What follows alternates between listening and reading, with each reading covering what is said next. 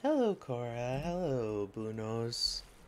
How y'all doing? You were out late, so you're up for the stream. That's cool. Um, okay. Oh, I'm very quiet. I'm very quiet. That's not good. I shouldn't be very quiet. Let me check my settings.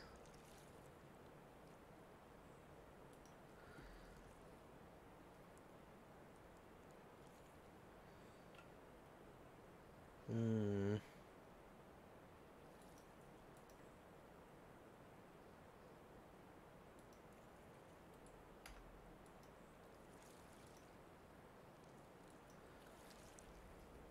I sound a little better. I might have just been far away from the mic. Okay.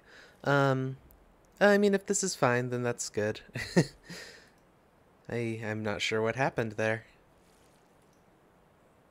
I'm trying to work out if I maybe have something wrong settings-wise here real quick, like...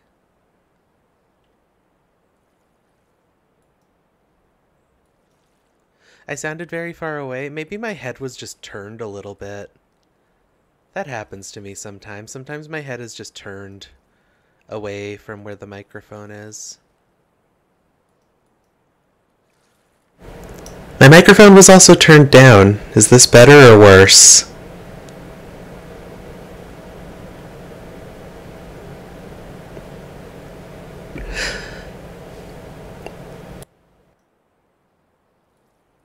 Okay, worse. Worse is apparently the answer. Okay.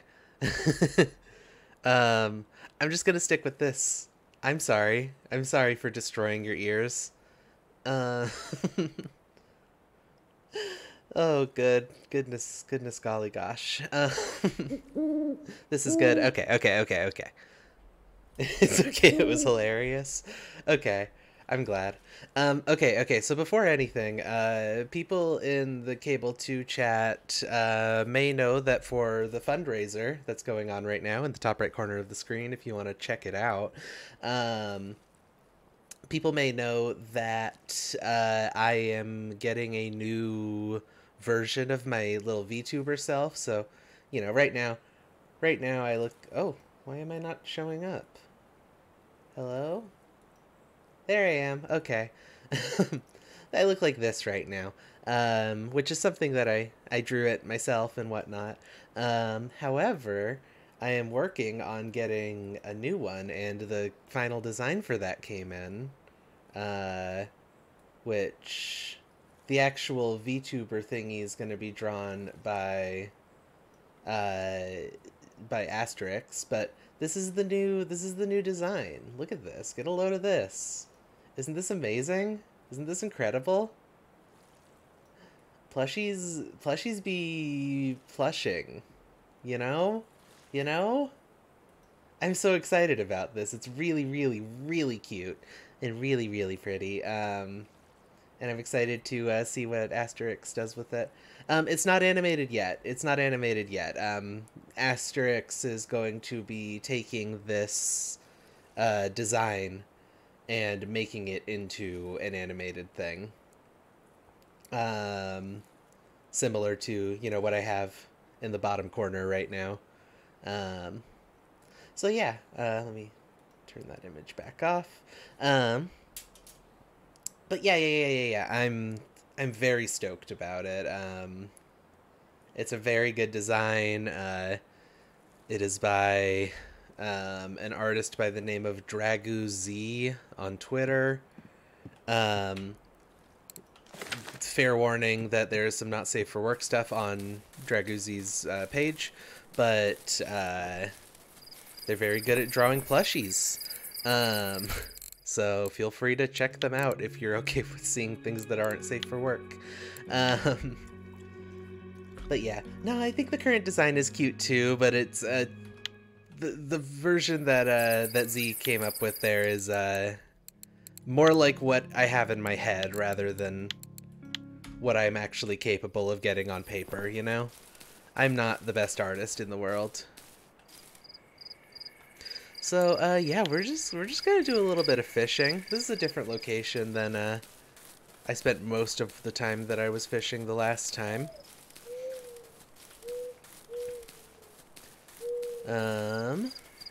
Let's see, where are we going? We can start out in this sort of deeper part right here.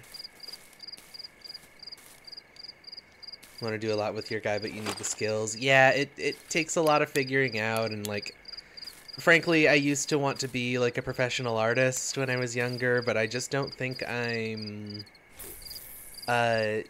it's not that I don't think I'm capable of becoming a good enough artist, but like, I don't think I have the gumption to like do the level of work required to really make one. So right now, what we're gonna do. So this is a bottom fishing rig. So that's just gonna float all the way to the bottom there, and if anything bites it, that light's gonna light up a bit. I do really like what you've done, Bunos, like mixing your stuff up with live action and whatnot. I think you do a really good job with that from the things that I've seen that you've posted in the Cable 2 chat. I think that's really cool what you're doing.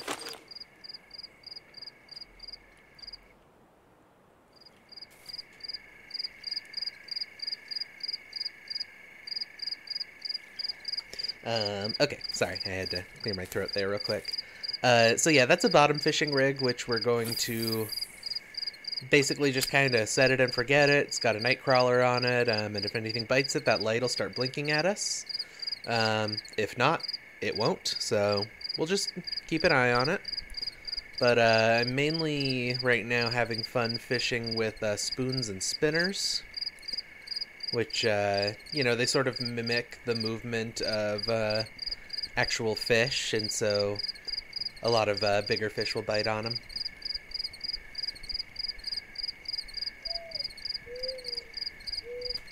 So we're going to be doing a lot of constant reeling in, for the moment at least. We'll probably hit up another location in a while here.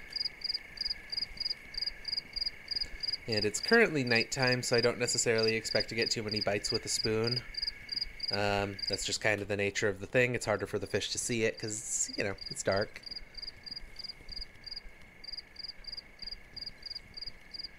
But that's what I've been having fun with in this game lately, and I'm I'm playing this game again instead of playing Dwarf Fortress like I said I was going to try to do, because I'm too tired to Dwarf Fortress right now, frankly.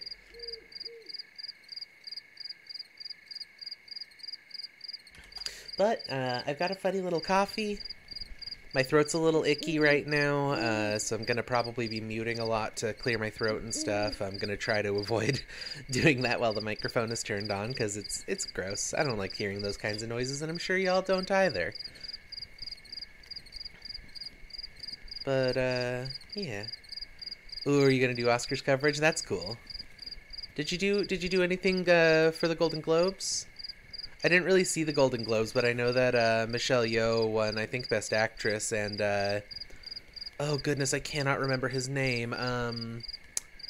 The guy who played Waymond in Everything Everywhere All at Once, and also Short Round. I know that he gave like a really really passionate speech, and like thanked Steven Spielberg for giving him an opportunity when he was a child and stuff. That was really beautiful, I think. Ke Huy Quan, yeah, I hope I'm pronouncing that correctly, but yeah, he gave a really amazing speech about when he won his Golden Globe for, I believe, Best Supporting Actor. And gosh, did he deserve it. He did great. He did so well in that movie. Looks like we're getting a bit of a nibble on here. I don't... I can't tell if that's a real bite or not. I can't tell if there's a fish on the line. We're just going to reel it in and check.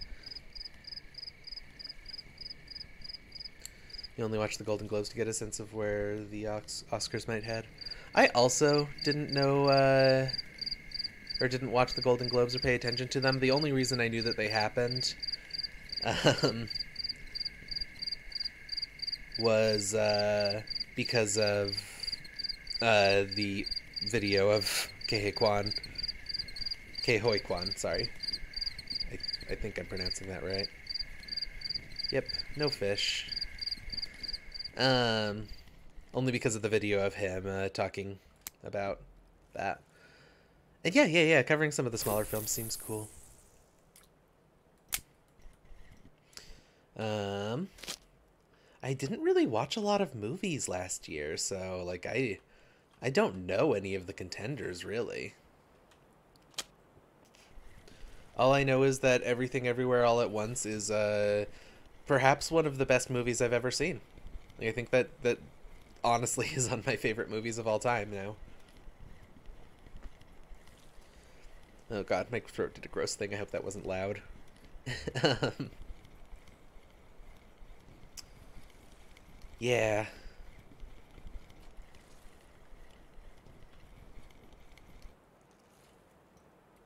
I did, however, the the movie that I did watch this year was the Muppet Christmas special that they did like in like the 80s. Um, but it was a version recorded off of a tape onto YouTube with all of the ads included from the original run of it, and that was really fun.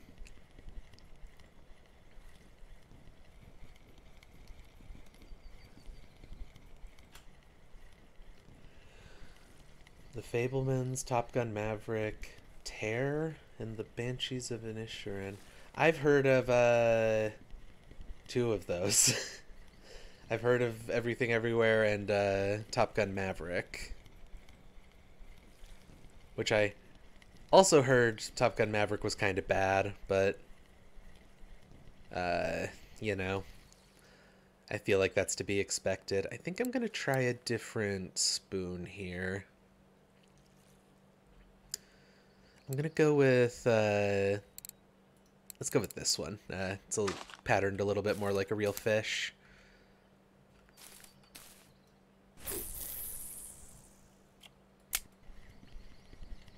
He loved it.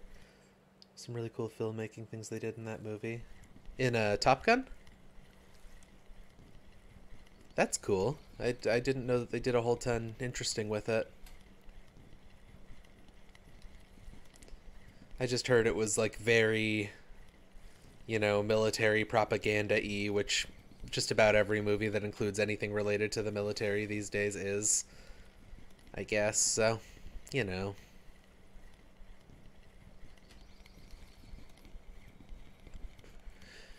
And what I'm doing here, just so you have an idea of what's going on,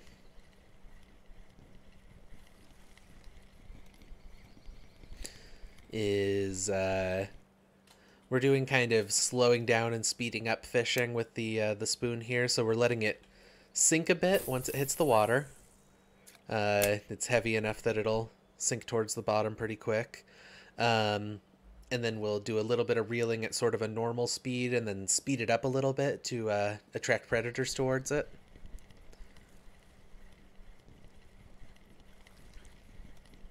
You live in NYC, so a lot of the directors and talent come to promote the films. That's cool. That must be pretty neat.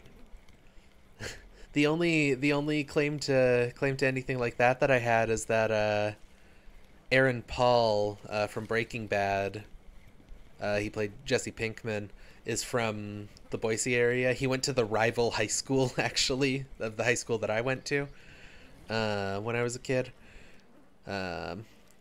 I don't live anywhere near there anymore, so I'm not as scared of doxing myself there. Caught a bream. Got a bream on the bait rod. Cast that back out. But yeah, the he's from that area, so when the Breaking Bad movie thing that he did came out, which I never actually watched, I feel bad about not watching that. El Camino, I think it was called. He was from there, and he actually went around Boise and hid a bunch of tickets, like around specific parts of Boise, downtown and stuff. So that was pretty cool, and he was there at for the premiere of the movie in Boise. So that was pretty cool. That's about the closest that I've gone as far as celebrities coming to a place that I've lived. I mean, I guess I'm in the Seattle area now. The Seattle area probably has some celebrities coming for appearances and stuff. But, you know, I never go to those. I am going to get to go to a concert. I'm going to go see We Are the Union and Kill Lincoln and Catbite. And I'm really excited for that. I think that's going to be a lot of fun.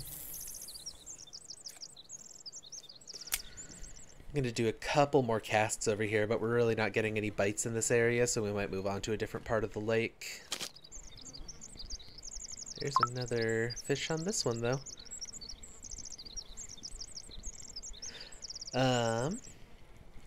But yeah, no, that is pretty cool, I think.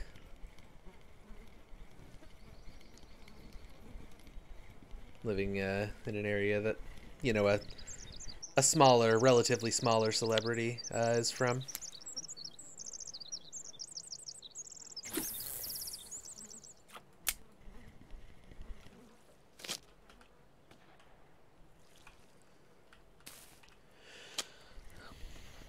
Anyway, all that being said, yeah, I'm gonna go see a concert for the first time in many years. I was supposed to go to a concert, to an Against Me concert, but then the whole pandemic thing started, and so like the last time I went to a concert was to see They Might Be Giants in, I think, 2016. So yeah, this weird little set of indie bands that I like are I guess they're not indie bands. They do work under a what is that called?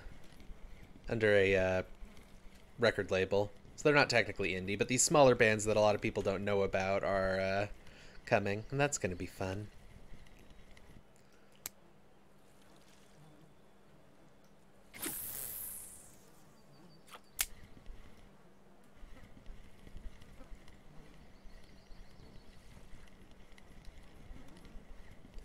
I'm going to actually speed up the retrieval here.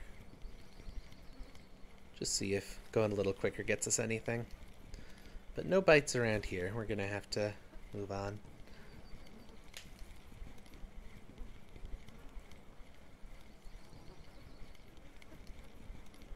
Yeah, making your own stuff is really nice. And that's one of the things I like about streaming, too, honestly, is it's sort of a low impact way to be creative and have fun. For me, at least. I know a lot of people have a lot of anxiety about streaming. The sense of complete control. Yeah, that's cool.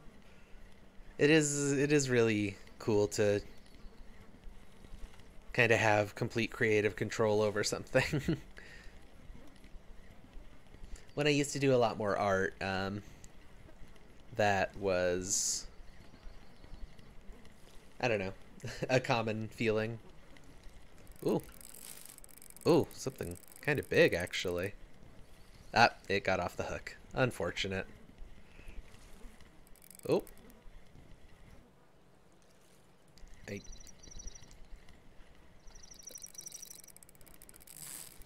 Okay.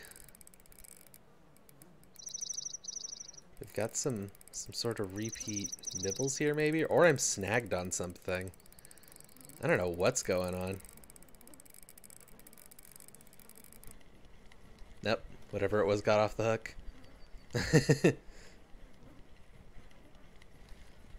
That was weird.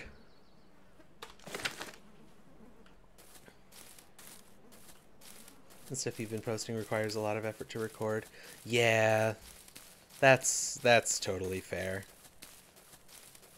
I'm just gonna really quickly run by the cafe and see if any of the fish that I have in my net from earlier today. Okay, no, they were from yesterday. None of them seem to have expired yet, though, so I'll be able to sell them off before they expire. You can only keep fish in your... Oh, that's the fish market. I want the cafe. You can only keep fish in your net for 24 real-life hours. I didn't even bother to check what fish I had in there. I'm just guessing. Okay. Yeah, we'll just sell it for normal prices. Might get ready for bed. Well, it was nice to see you around here. I hope you have a really wonderful night.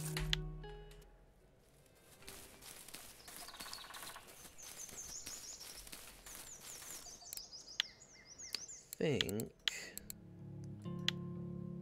I'm gonna go to this river. Thank you so much. Nice seeing you around. I like seeing you in the Cable 2 chat, so it's cool to have you come by for the stream.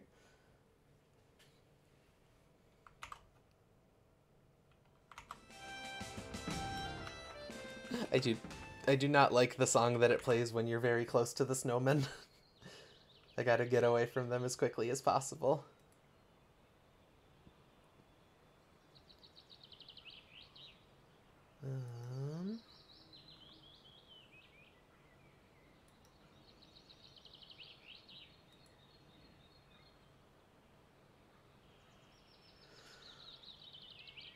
I was about to do something in my streaming software and I don't remember what it was.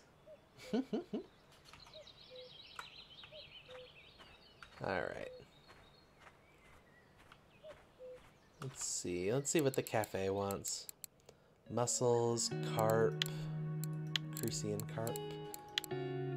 Perch, not big ones though. Oh my goodness, that's a lot of money. And I can catch perch that big, but they're pretty rare to get bites that big, unfortunately. Okay. Nothing too crazy available. So I'm gonna start over here. So this map, just so we can see what it looks like. The whole thing is just on a tiny island in the middle of a river. But rivers are really good for spoon fishing and whatnot. They're not as good for bait fishing. But I'm still going to go ahead and cast my bait rod out just to see if anything wants to nibble on it. Might as well, you know?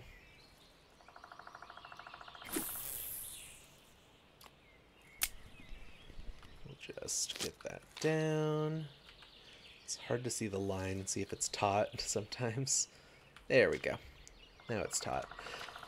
Okay. Yeah, we'll just go ahead and cast this guy out into the opposite end. Kind of casting against the wind there, so it doesn't go super far. Probably about 20-meter cast or so if I had to guess.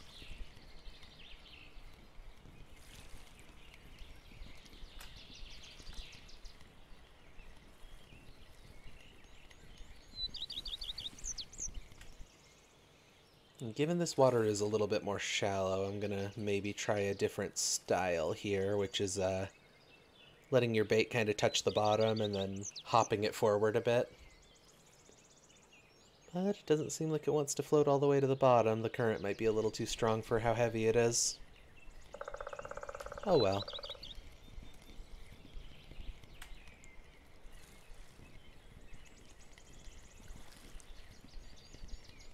Something's nibbling on the bait rod there, I think. Yeah, whatever it is left.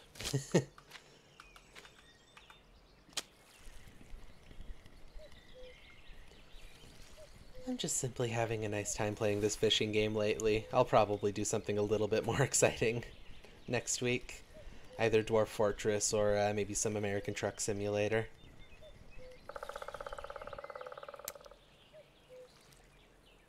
Because those are both games that I really enjoy a whole lot. But, you know, this game's just very chill and relaxing. It's nice to fish. Real life long haul fishing stream when? I would need to find a fishing spot where I can stream from and also have equipment to fish with if we were to do that, so probably not anytime soon if that ever happens.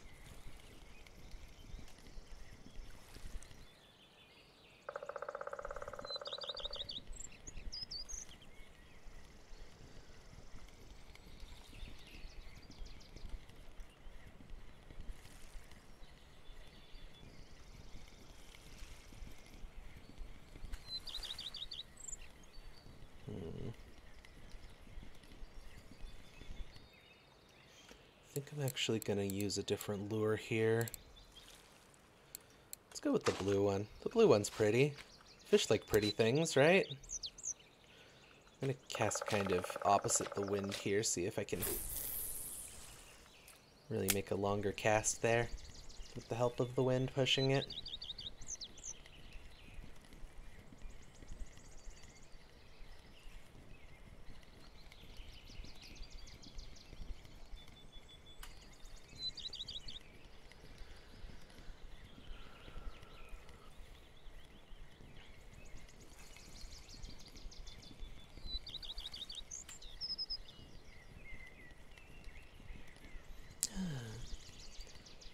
Well, how are you? How are you doing, Cora? What are you up to today? Having any funny fantasies?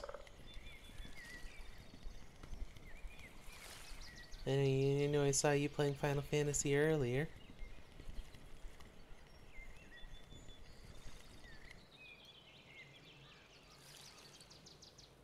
I'm not confident in this spot right now.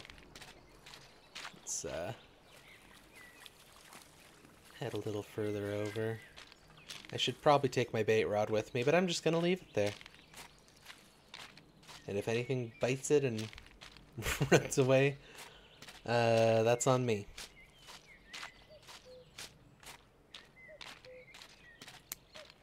Let's cast out over here.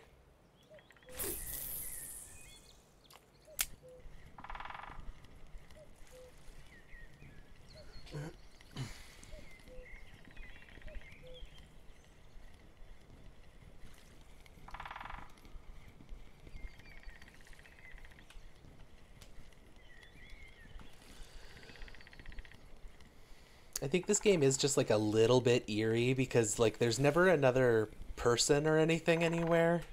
And like you'll hear like dogs barking and woodpeckers and stuff, but those don't like exist anywhere.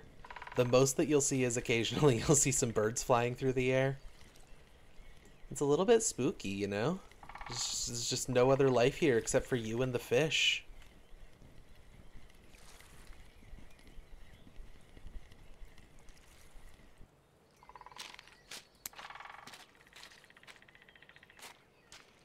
Let's cast opposite the wind again.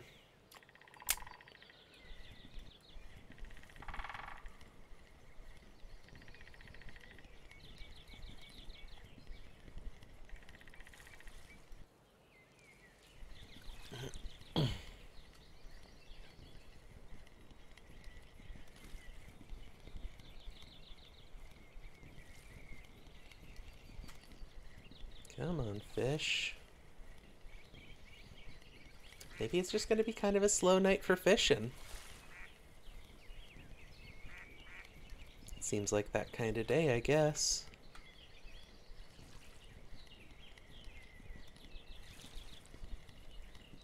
Nothing wrong with that.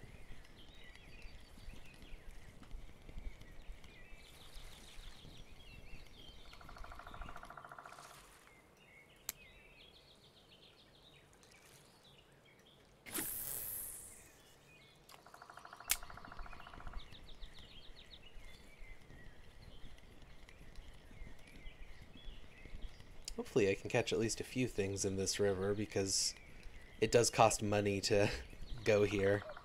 Some of the places are free to go to, but once you get to the slightly higher level stuff, you start having to pay money to actually go. In-game money, not money.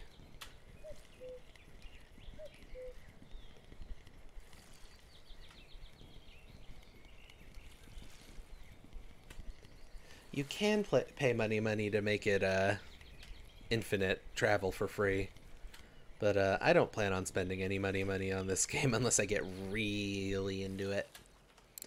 Like, their premium currency is pretty expensive, I think.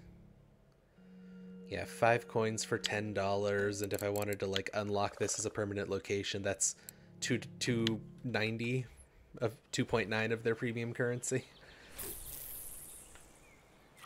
Hey, little cubes and tea. Temmie, right? I think that's Temmie. I'm bad at names. Hello, it's nice to see you. We're fishing again. I know I kind of half promised Dwarf Fortress this week, but I just felt like fishing.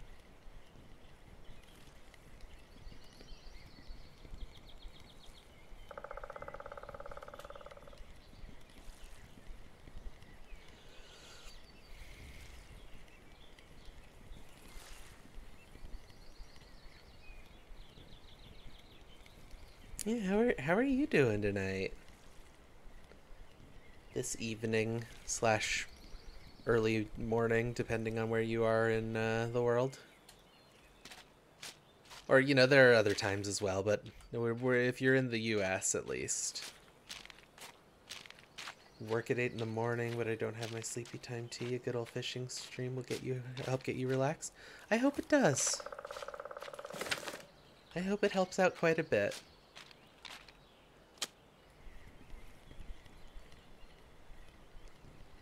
I'm gonna take both of my rods over to the other side of the island here. I'm happy to be relatively chill enough to help people sleep.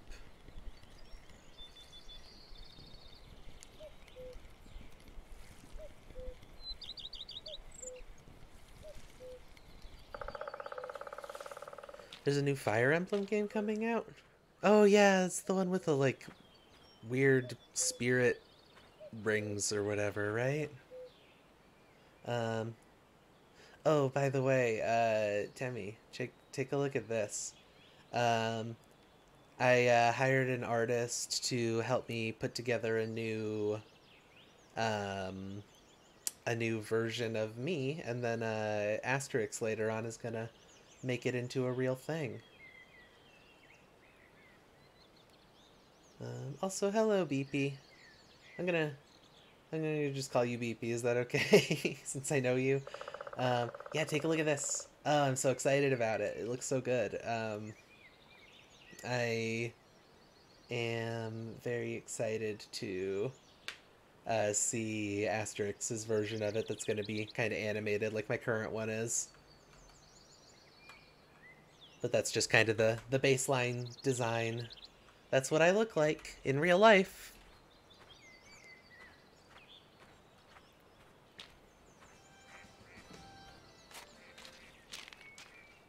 That is simply my real, actual appearance.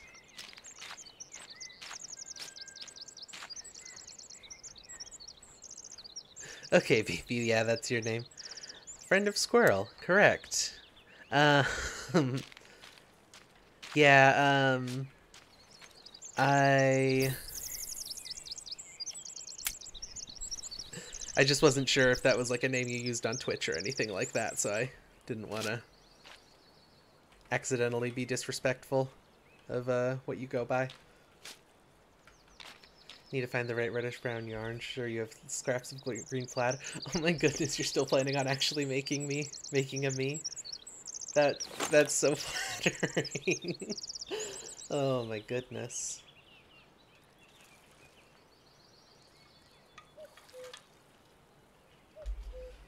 Oh, sipping on a little bit of my coffee there.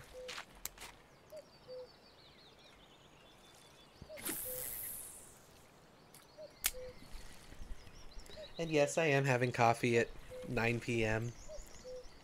I only got out of bed at like 5:30 though, so it's fine. It's 9 p.m. for me. It's about 11:30 cable time.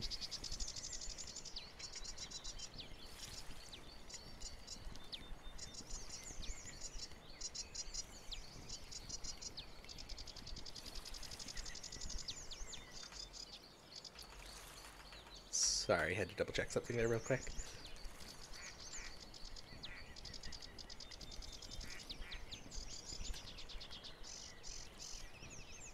A little past midnight, but you're going to be up a little longer? Gotcha. Well, it's nice to have you in.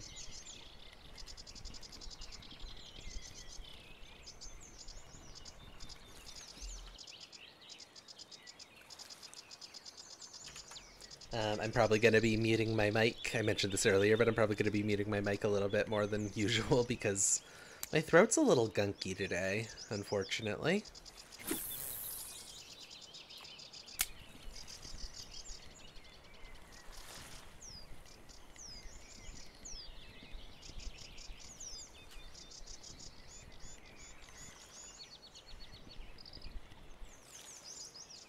Oh. Hey, come on. We got something on the bait rod. Doesn't seem too big. It's not not pulling the line out at all. Come on, buddy.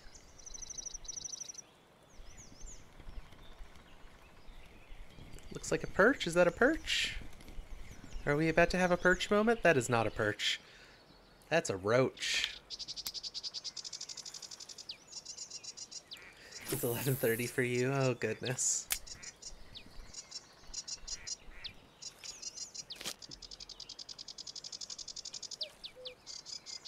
I still, like, the entire last week I've been watching back the perch moment clip just over and over. It's so funny to me. It's so good to me. I really liked that silly goofy joke I made, and I'm not supposed to laugh at my own jokes, but I'm doing it. I'm conceited. I'm conceited about how funny I am.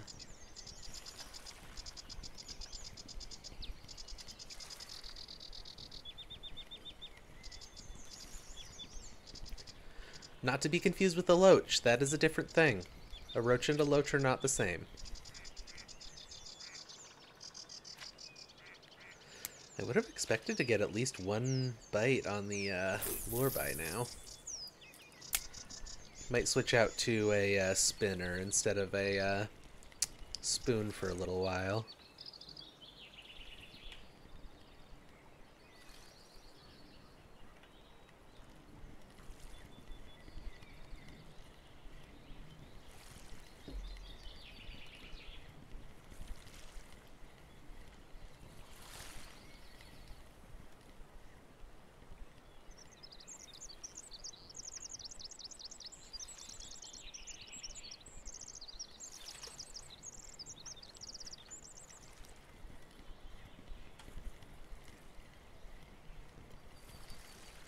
A loach is a roach that is at a lower altitude. I feel like there's a pun or something there that I'm missing.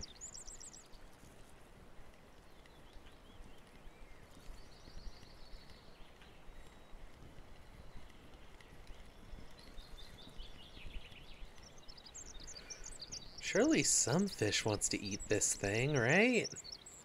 Why don't the fish want to eat my little guy?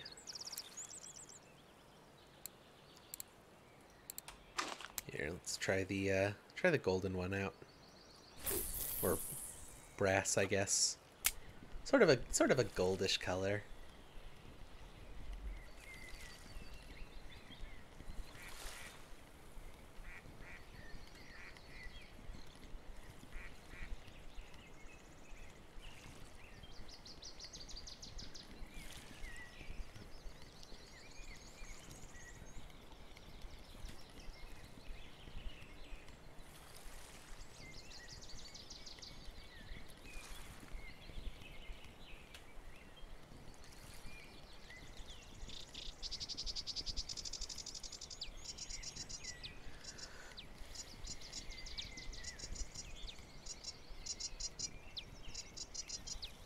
Goodness me. The fish are just not very bitey today.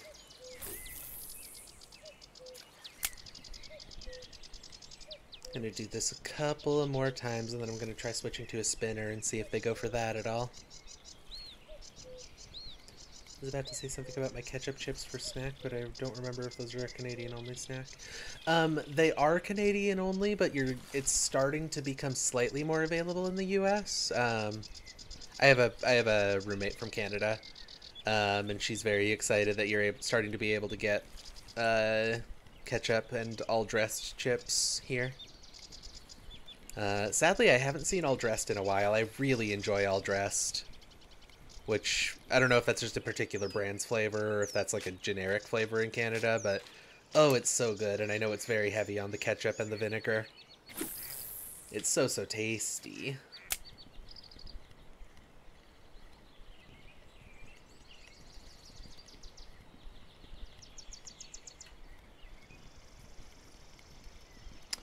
Dill pickle chips? They're not very common in the U.S., but they are a thing. Like, you can get them pretty easy. I've seen them quite a bit at grocery stores here.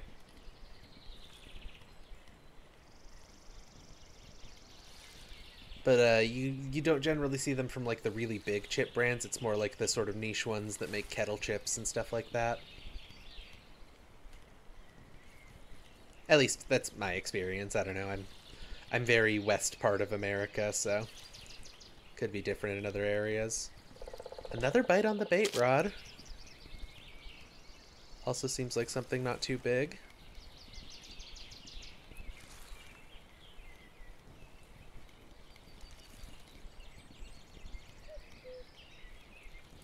It's funny because the bait rod's getting like a pretty decent number of bites, and the information for this zone, for this area specifically says that like bottom tackle is not very good here, and spinning tackle is very good here. But I'm getting so many bites on my bottom tackle and not any on my spinning tackle. We don't, like, all dress chips are harder to find here, at least. Like, they weren't here at all for a long time, and now they are a little bit more. Okay, let's try... We'll do one of the heavier spinners. Let's go for the dragonfly.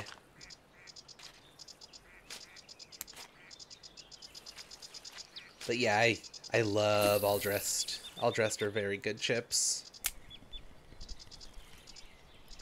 Hey, we're getting another bite on the bait rod already.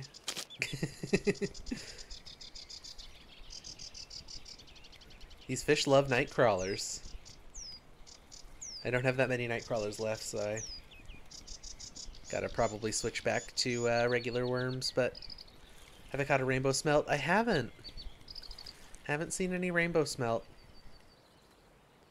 The areas that I have access to are mostly the same 5 or 6 species right now.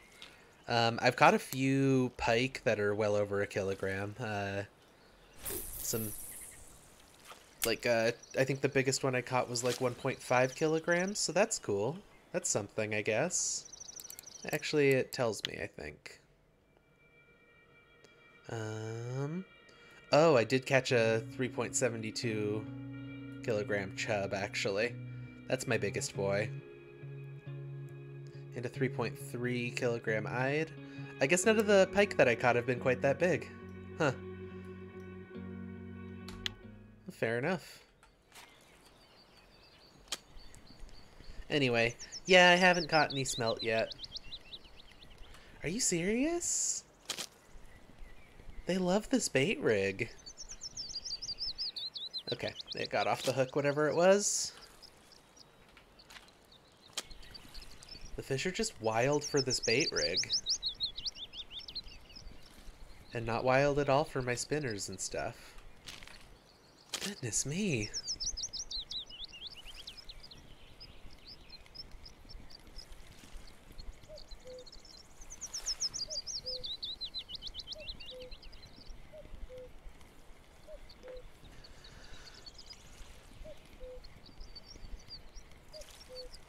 Come on, buddy.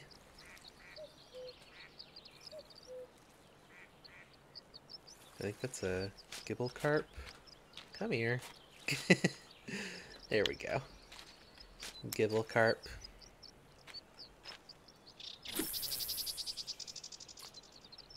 I end up with a lot of small carp, but I haven't caught any, like, normal carp. Just the subspecies, I guess. I know they're not called subspecies in real life, but he do be dangling. He dangles so much.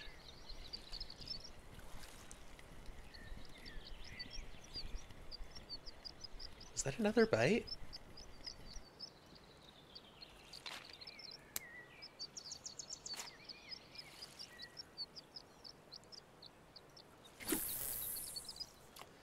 Yep, something's definitely got that. Or at least did for a second there. Oh, still has it. Going to be mailing a friend a gift in Nevada for her birthday. It's surprising how different the foods from America and Canada are. Yeah, it's a little strange to me how different like even snack food and stuff is.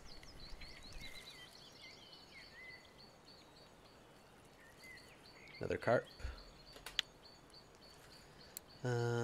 Let's try pea porridge for a while. Fish like porridge, right?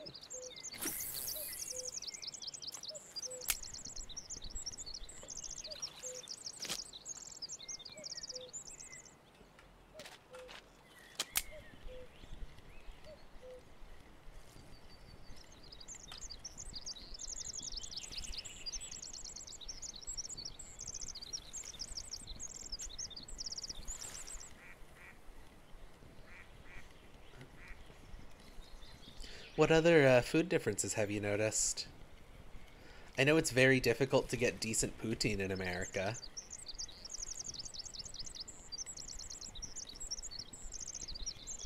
Food's pretty different even within different parts of the USA. Correct. Very true.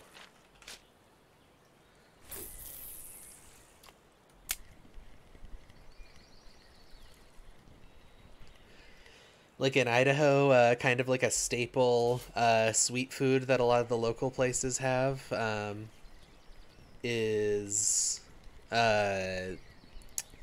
it's an ice cream potato. So what it is it's a big ball of like very very frozen ice cream. Um, a big ball of like very very frozen ice cream rolled in brown sugar, so that all sticks to the outside and looks like a potato skin.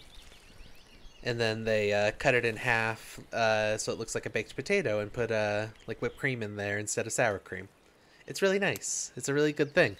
Can't find that anywhere outside of Idaho.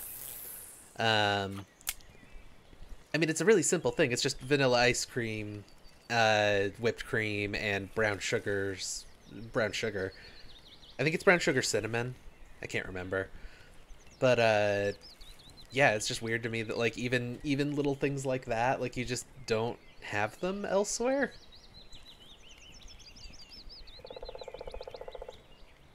And like yeah, all of the restaurant chains are different. Like I have never seen a White Castle in my life. But apparently White Castle is just a staple for a lot of people.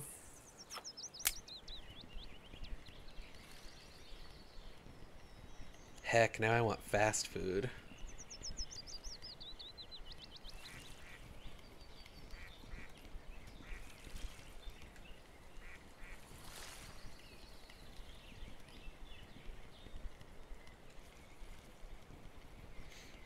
And I know there's a... I was very confused for the couple of years that I lived in Missouri. I was very confused by...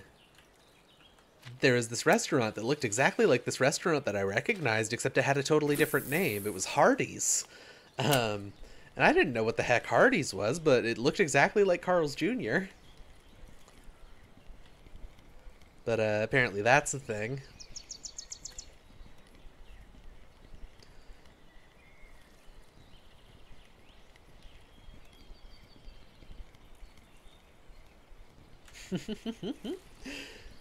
Um, I'm trying to think of other sort of differences that I at least saw between Missouri and here.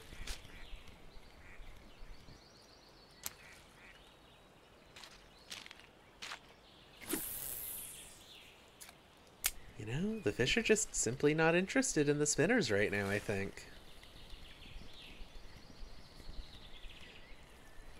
Yeah, the Smarties thing. Um, my understanding of the reason that happened is that basically someone was like, "Oh, the Smarties have brand recognition in the UK and Canada, so I'm gonna name my random candy Smarties, because that's not trademarked in the US, so that people buy them." And don't get me wrong, I do like American Smarties.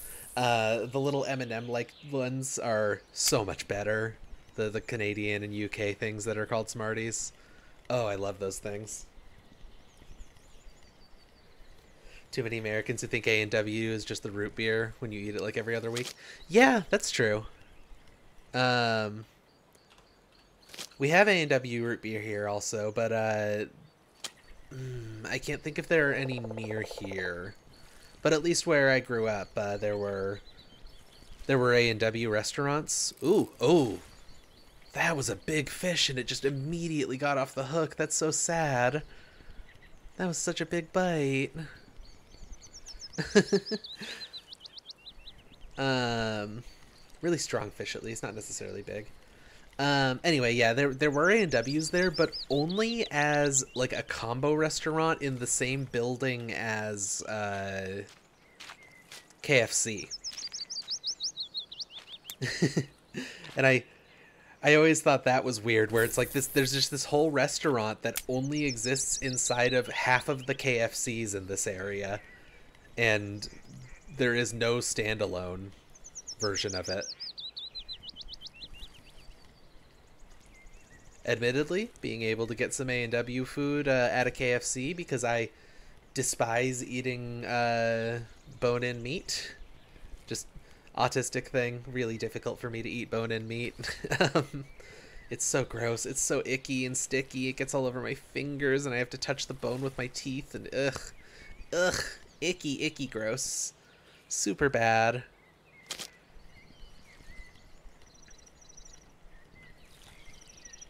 Yeah, that got off.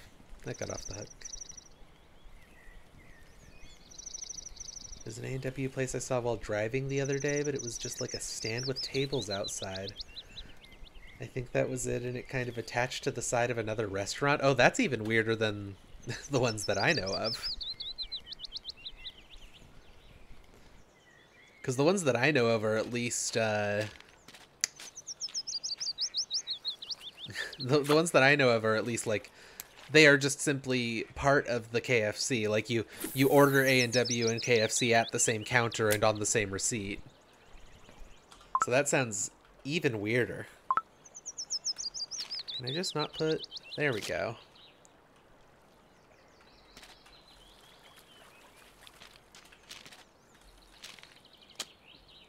Antique car show or something? Oh, it might have been a pop-up then.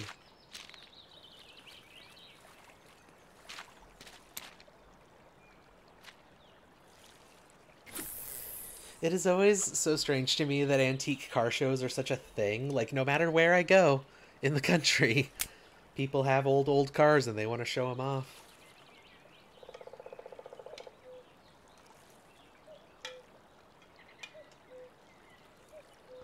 You were told it was a permanent establishment. Huh. Weird. Very weird. But yeah, as far as I know, like, A&W really just doesn't exist on in like the central part of the US. It just isn't there. It's root beer. That's it.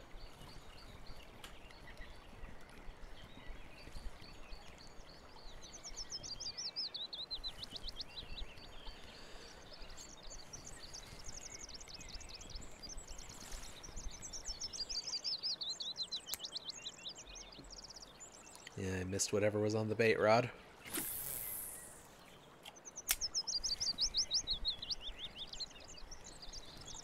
I'm not having a very successful time with the spinners and spoons right now.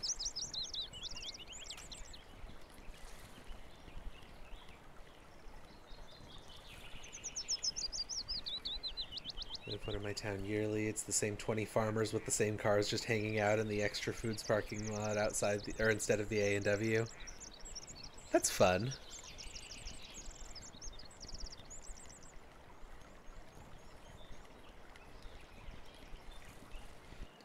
I remember when I first moved out of Idaho for the first time. I lived in Missouri for a couple of years, like I said. I remember being baffled that there are no Wincos there. Winco is like the grocery chain to go to in the like Pacific Northwest part of the US. Like there's like Safeway and stuff, or Albertsons, which is the same company as Safeway in Idaho, but like Winco is like a staple for me. It's a 24-hour grocery chain. It has things at pretty good discount prices because they're a good company. It's all employee owned. Like only employees are allowed to have stock, are allowed to buy stock in the company and stuff. So it's employee owned, like completely. Um, and it just doesn't exist. Um, my understanding from my dad, who worked in the corporate offices of Winco for a long time, is that they just use the name of the company as like a mnemonic device for what states they're in, which is Washington, Idaho, Nevada, Colorado, and Oregon. That was what he told me, at least. Like I have no idea if that's true, but uh, when I was younger, he worked at their corporate offices. He was kind of the tech guy for the entire company.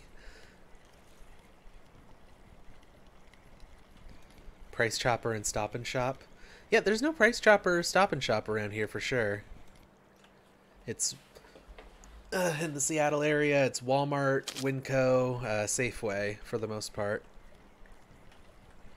And then there are a lot of like kind of more local groceries and stuff. Like there's a lot of halal grocers and things of that nature.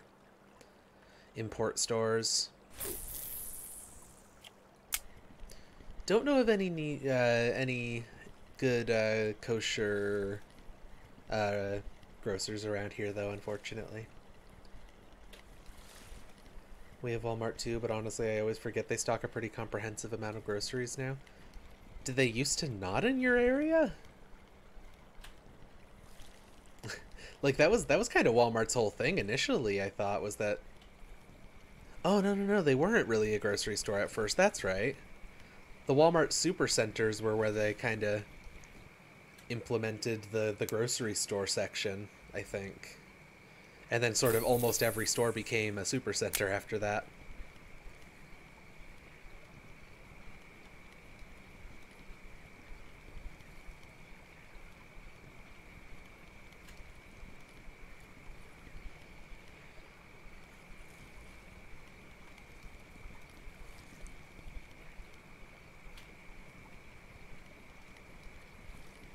Walmart moved here in like 2004 and they had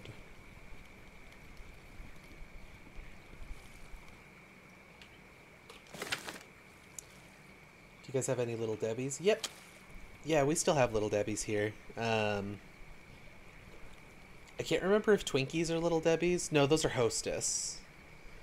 They stopped selling Twinkies for a little while, and I think it was mostly just a marketing stunt.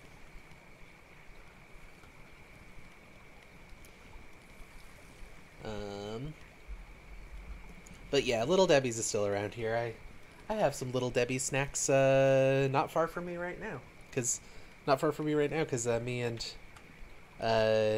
my partner who I live with enjoy some of their snacks, and we tend to keep our snacks in our rooms. There's gardening, appliances, furniture, toys, gun stuff, outdoorsy stuff, and then like a couple aisles of snack food. Interesting. I don't think I've ever seen a Walmart that wasn't at least like 25% grocery. Some of the Walmarts around here sell tires as well, yeah. They have their like car center where they do oil changes and tires. Can't say I've ever shopped at a big box store for tires. I usually just go to like whatever discount tire place is local. The one around here is just called Discount Tire. Not that I've needed to buy tires more than 2 or 3 times in my life, but still.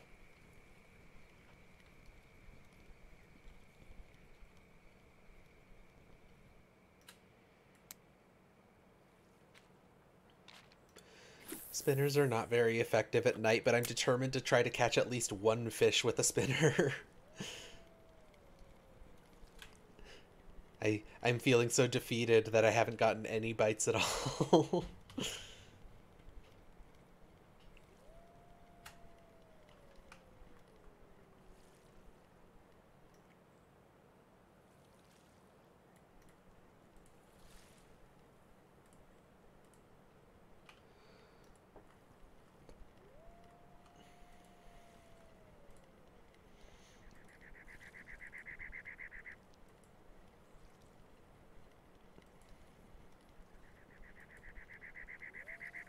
Come on, just one bite, one little nibble? Nope.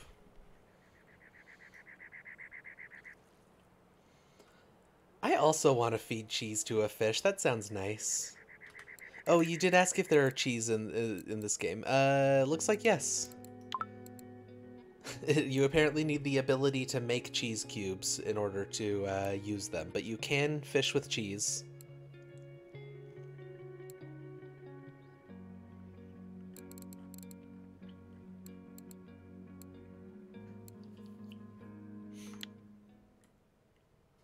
Talking about groceries made you hungry. I'm sorry.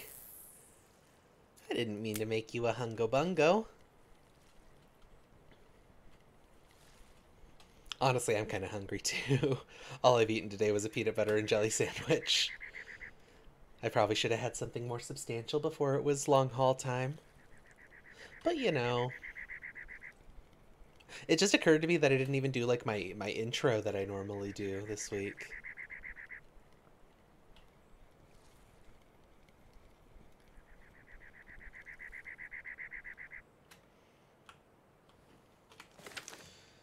I think I'm just not going to get anywhere spin fishing today, apparently, and just not seeing any bites.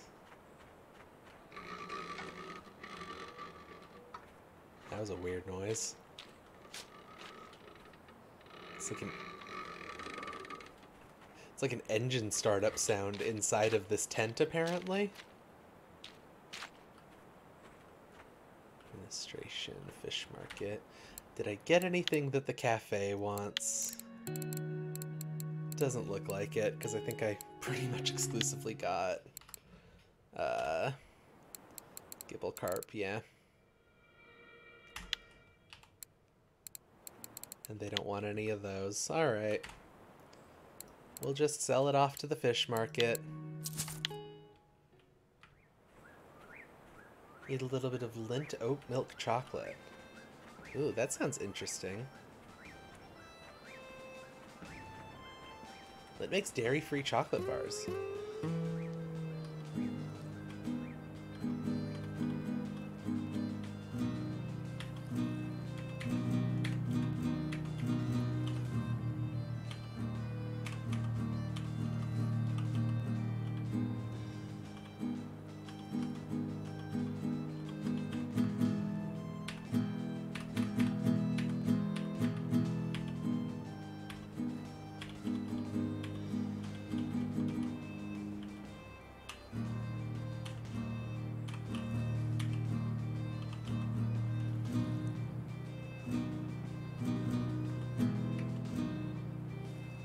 Okay.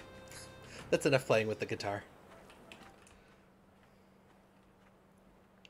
Sometimes you accidentally normal dairy products without realizing because you can't tell them apart. See, I've had bad experiences with oat milk, but that's mostly with coffee. And coffee is kind of a different ball game from non-coffee products, because a lot of the balance with putting milk in coffee is about how the milk fat picks up some of the bitter parts and like bonds to them.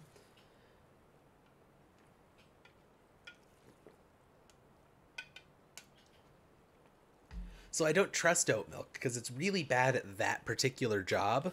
But I probably should trust oat milk because I'm sure it's good at everything else with how popular it is. I'm just simply not a fan of oat milk in my coffee. I used to go for almond milk a lot. I've had good experiences with almond milk as far as for baking and cooking and things like that. In cereal. Almond milk is pretty good for cereal. generally sweetened almond milk, but not flavored. Because apparently flavored almond milk is like a thing. A lot of them have vanilla and stuff in them.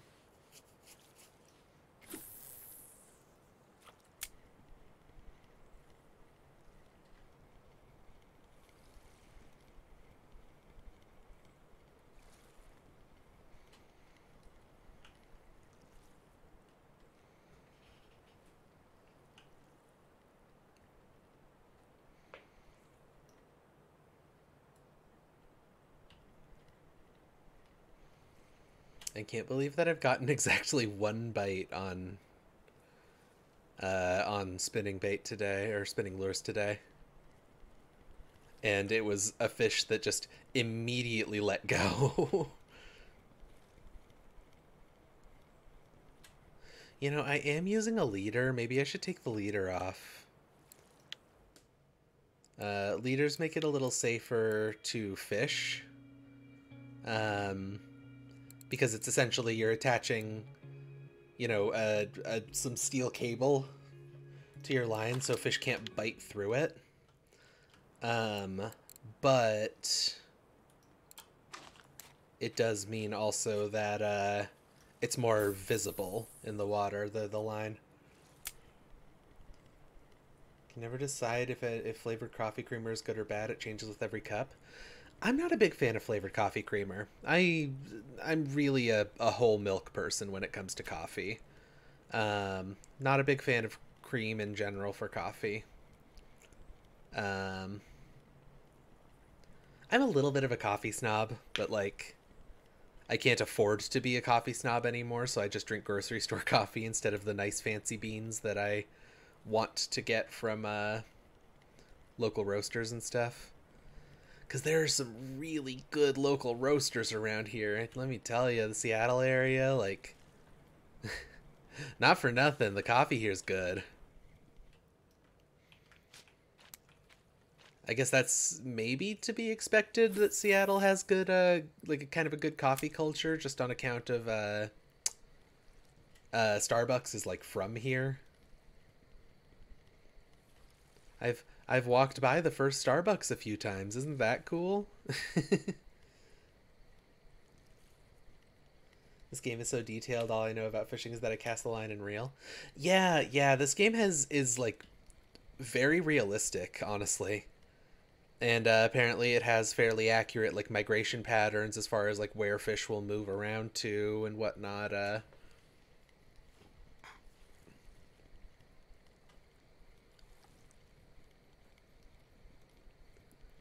Um, and it's got a ton of different fishing techniques. I only really have access to a few of them right now. But like, you know, if we go into here, like I can change this rig. It can be used with jerkbait, with jigs. I don't know what a three-way rig is. Offset hook and a soft lure. Yeah, I don't know how that works, but like, you know, even just within the category of spin fishing, like there's so many variations on it. And then if I go to bait fishing, there's fixed floaters, there's bolognies, you know, you can read the word. Which is a different type of float fishing. I'm not 100% clear on the difference. But sliders, you know, carp rigs, like, it's cool. There's so much detail to this game. I know more about the fish rather than the methods of catching them. That's fair.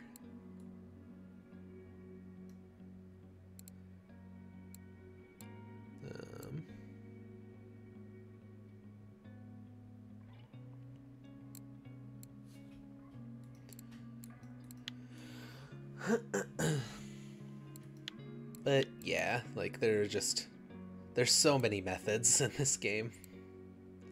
And you can even do bait fish. Like that's, as far as my experience goes, not very common in fishing games. Being able to actually take a fish and use it as bait for a bigger fish. But that's all skills you have to unlock and stuff, and like it takes a long time to level up in this game, frankly, to be completely honest. It's a very slow game as far as leveling is concerned, and there's a lot of things you have to unlock. you know, for bottom fishing, like I have that at 8.9%, and to even unlock using this kind of rig, I need it to be at 25. Plus, I need to have an actual skill point available, which I have to max out the experience bar on the bottom left of the screen for that. So, very slow, but once you start unlocking stuff, there's a lot of cool stuff.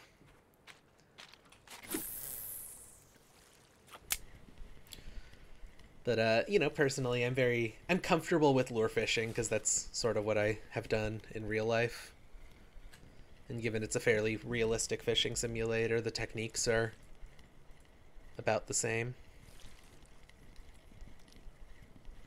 When I can't go fishing in person, I just play Cat Goes Fishing. What's Cat Goes Fishing? Is that a funny game? Highly recommend, it's adorable.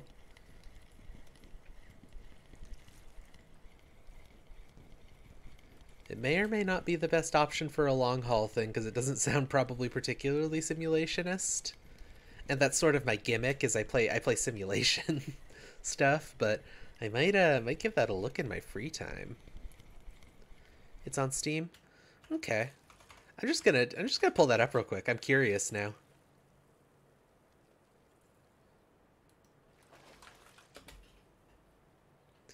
Cat Goes Fishing. $7.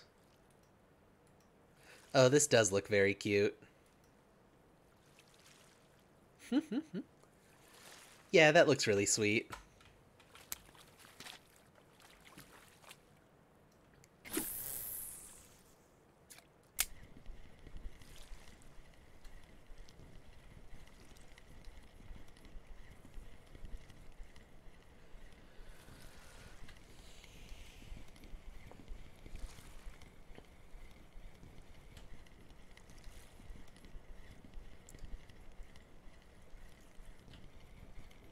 I think it is a testament to how chill of a time I have while streaming that I just have not gotten any real bites in the last hour and change.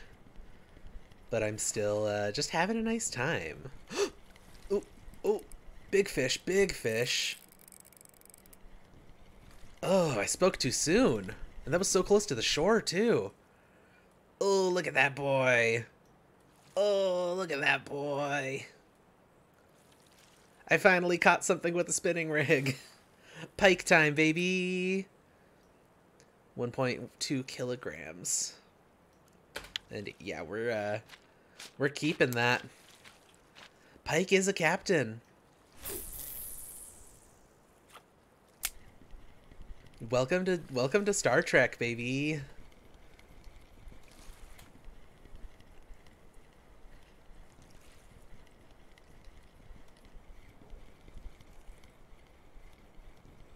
God, Star Trek Strange New Worlds is really good. If y'all don't know about modern Star Trek shows, so Star Trek Discovery came out, and that's sort of like a, let's do a bit of a darker take on Star Trek and follow some more of the, like, you know, war between the Klingons and the Federation. Ooh, oh, that's another big boy. Oh, jeez. Oh, it's pulling my line out so far. I don't want to snap my line. Come on. Come on. Oh, it's a fighter. It's a real fighter. You gotta let them swim a bit to tire themselves out some.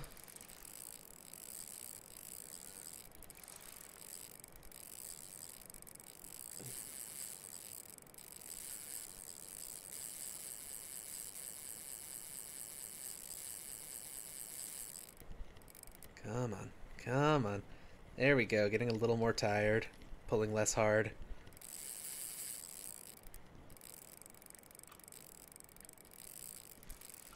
Oh, this is something on the large side for sure. No, it bit the rig off. Oh no. Oh, I was having such a good time. I was really enjoying fishing for that. Oh man, see, that's what the leaders are for, but I wasn't getting any bite with the leader on. Oh, that's such a shame. That is such a shame.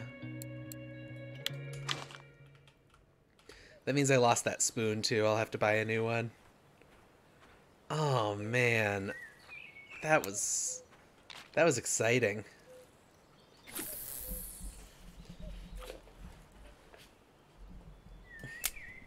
Oh, you don't have to cry face. You don't have to frown. I had a really good time trying to pull that one in. I think that was probably just beyond my rod's capabilities, to be completely honest.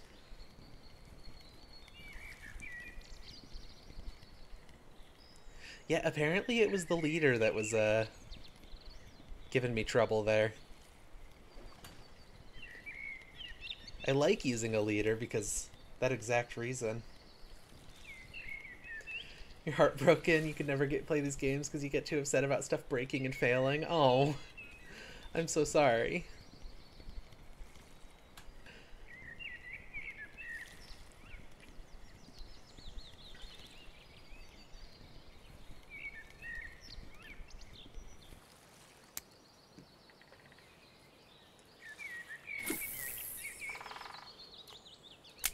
Having done a lot of real life fishing, sometimes you just lose your line, you know? Sometimes it just happens. There's not a lot you can do about it.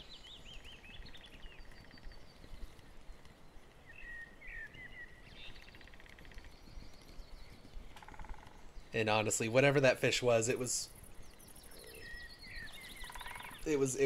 bigger than this rod is really capable of pulling in.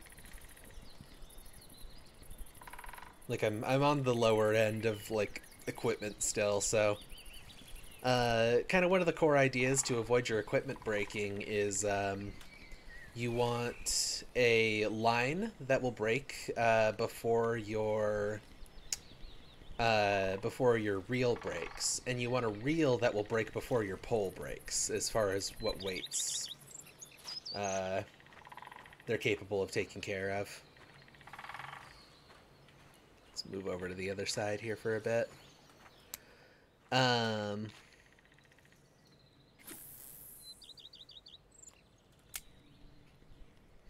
which means that, you know, if I want to upgrade my stuff, I kind of have to upgrade everything, unfortunately, and upgrading stuff is not super cheap in this game. So getting to a point where you're more capable of fishing up larger fish, like whatever that was. I want a fishing rod that just fucking explodes and kills me the second anything touches it. You know, that's your prerogative.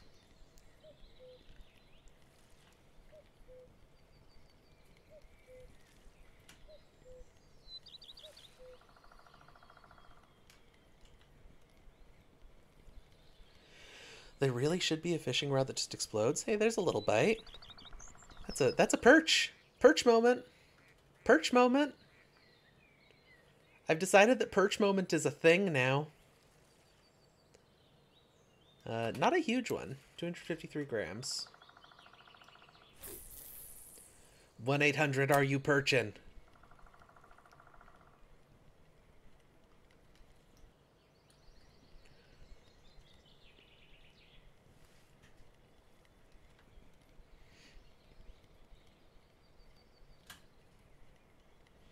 - 1-800 are you perchin'?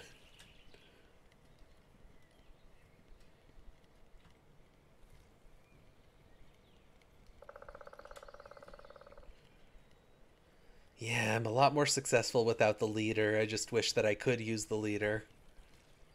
Uh, so that fish can't bite through the line.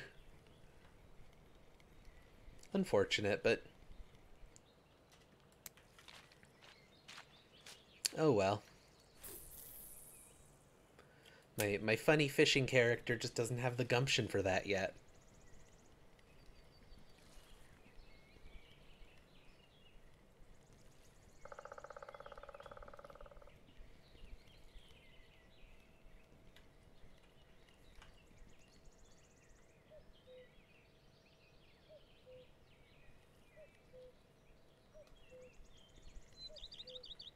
You're gonna get soup? Have good soup. Enjoy your soup, Cora. I'm not much of a soup head, honestly.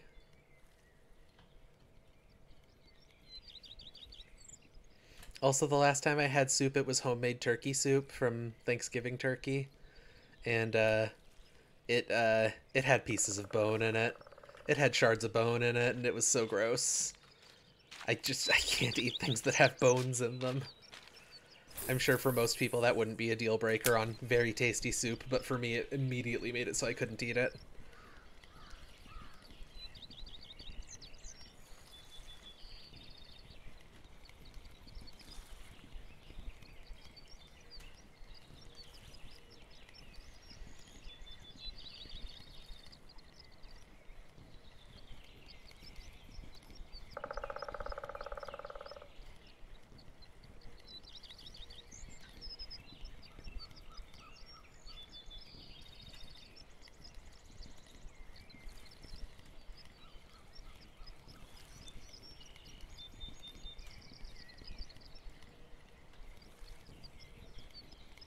Darn.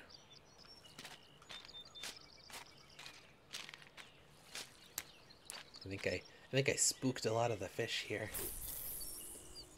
Making some hot chocolate to work in the place of your tea. I hope it helps. I'm sorry that you haven't been able to sleep. It's really unfortunate. I had really bad insomnia last night. I was awake until like 10 a.m. I usually go to bed at like 7 a.m. Or try to at least.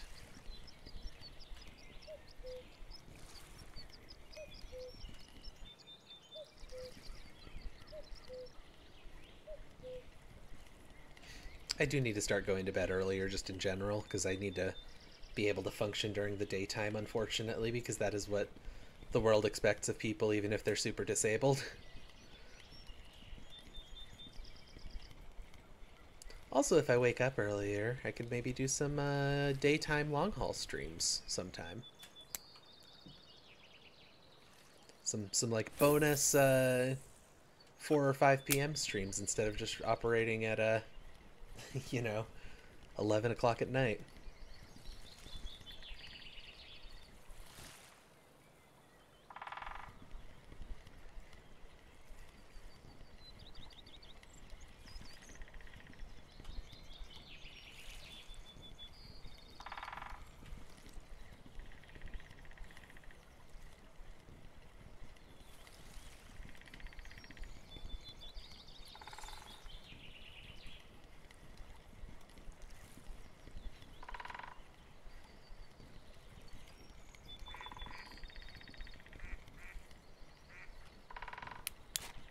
Whoops. I pressed several incorrect buttons there.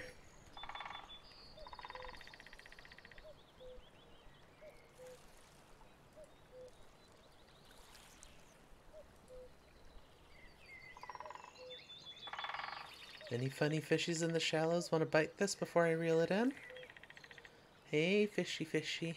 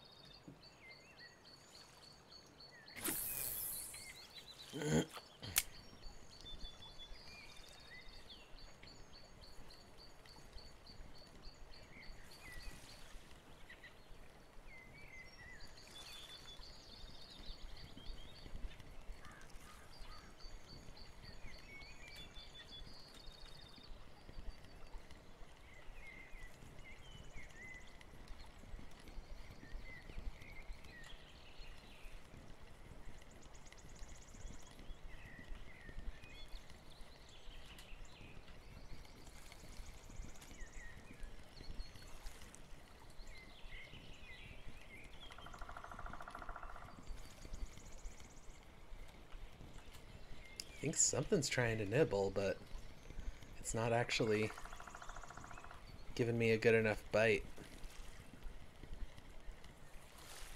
Yeah, it swam away before it got too close to shore. Unfortunate. I'll try casting this way again.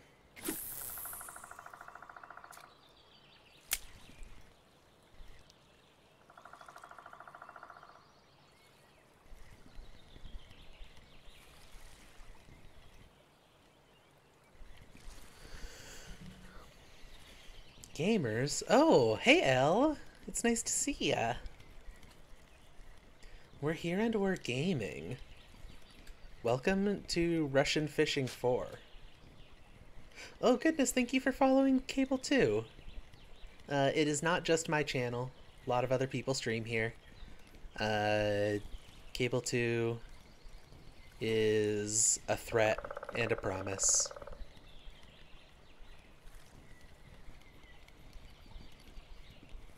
But yeah, so nice of you to follow. So nice to see you.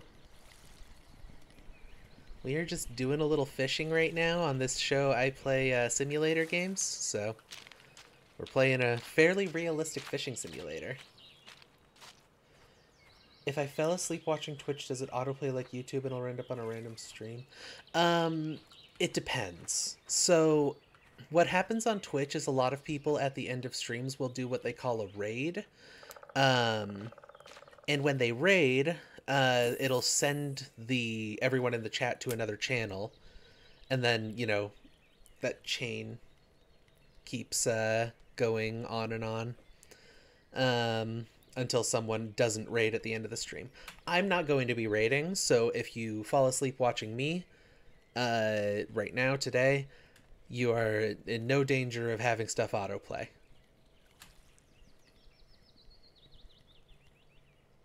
If you play a fishing game on Twitch, that makes you a real streamer. Hello, Cyclex. Nice to see ya. How y'all doing? How y'all doing tonight?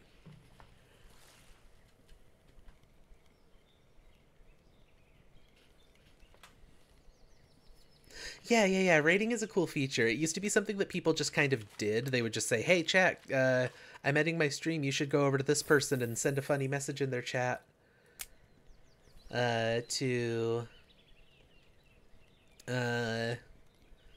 hype them up and stuff, and go follow them. You know, it's just sort of like a cross advertisement thing, but it became like an actual thing built into Twitch as a feature.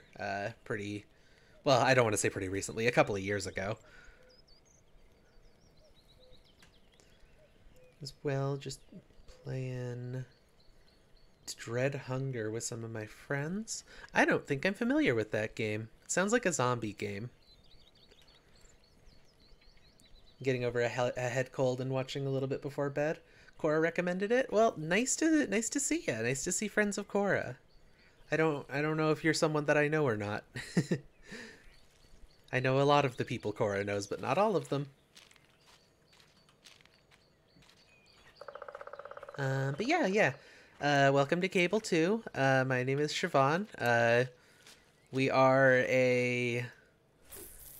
you know, I think Arby's referred to the Cable 2 as a co-op.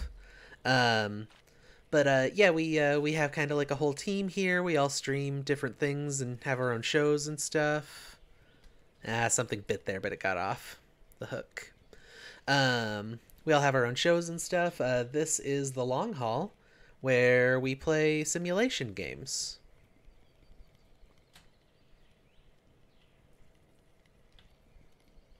But yeah, it's really nice to see cool people around. Tell me what, ooh, fishy.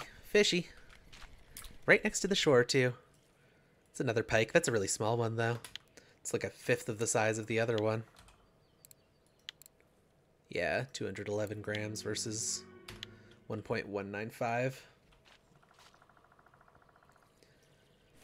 One of those social deduction games. You play sailors looking for the Northern Passage, and two of you are like supernatural cannibals, and you have to survive and not freeze and feed yourself and not get killed.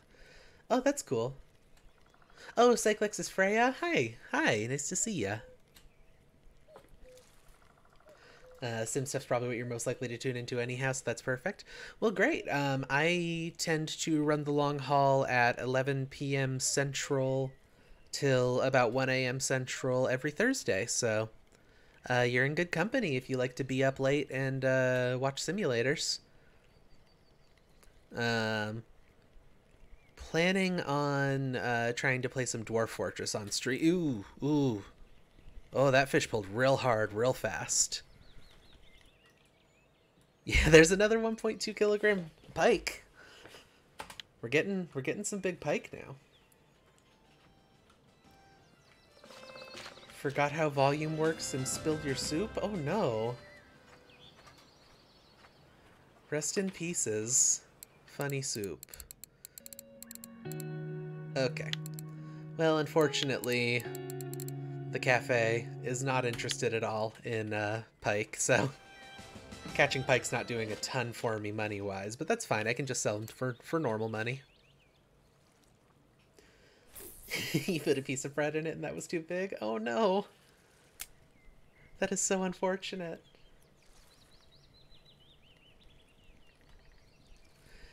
But yeah, I was gonna play Dwarf Fortress this week for long haul, but you know, I was just too tired. I didn't feel like investing the kind of energy that Dwarf Fortress takes.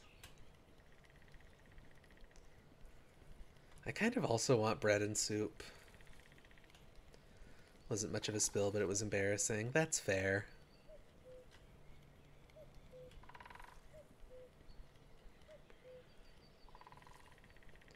Do you have some commitment? I can play Dwarf Fortress like pretty casually. Like I'm able to play it when I'm listening to a podcast or something. Like I'm pretty good with that for the most part. Um, but it is something that takes more energy than a normal game, especially to stream because you know, I can sort of silently play on my own as much as I want, but doing it on a stream takes a little bit more, you know, reading aloud and engaging with people and stuff. Hey, I own it. I spent 15 minutes with it and know that if I really let myself get into it, I'll disappear forever. Oh, I mean, it is an incredible game. It is honestly one of the best games of all time, if you ask me. Um, and not just because it's a really detailed simulation. It's also just cool. It's also just fun. But the initial like getting into it and kind of learning how the systems work and stuff is a bit on the rough side. It's a lot easier to learn now with the Steam version. The old version, you know, the UI and stuff was a little bit arcane. Um, I can play with the old UI and stuff. I don't really mind that. I do usually play, if I'm playing the old versions, I usually played with tile sets because I just, it's not that I can't understand the ASCII. I just like how tile sets look better personally.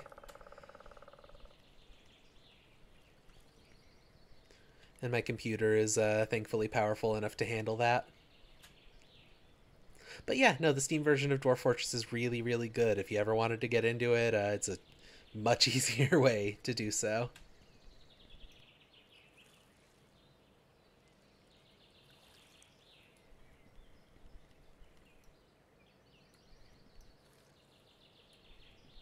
Nothing wants to bite it? Nope. I think this is another let's go cast in a different part of the river situation.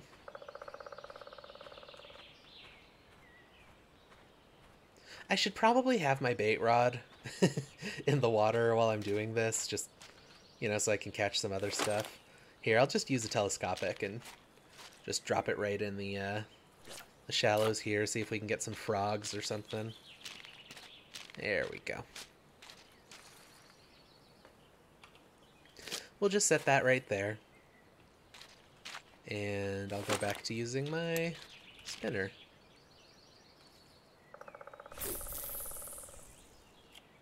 Don't play it, but love to hear wacky Dwarf Fortress stories. That's a pretty common way of engaging with it, honestly. There are so many wild stories about Dwarf Fortress.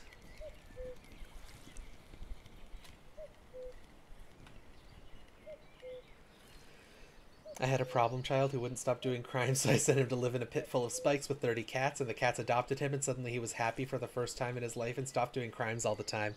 Yeah, yeah, I saw that story, and the person let the kid back into the fortress, and it was very easy to find the kid because he was always being followed around by an army of 30 cats.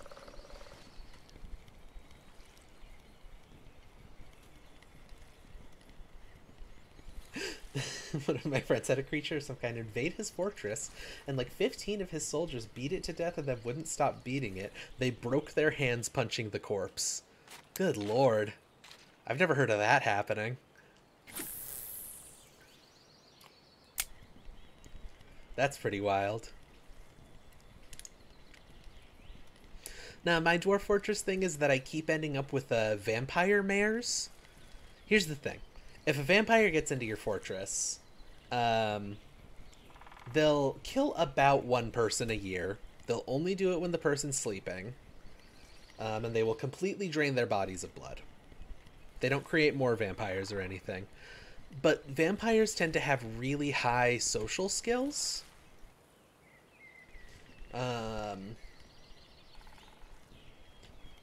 Like, they tend to just have really high social skills, so it's really easy for them to get elected as the mayor of your fortress.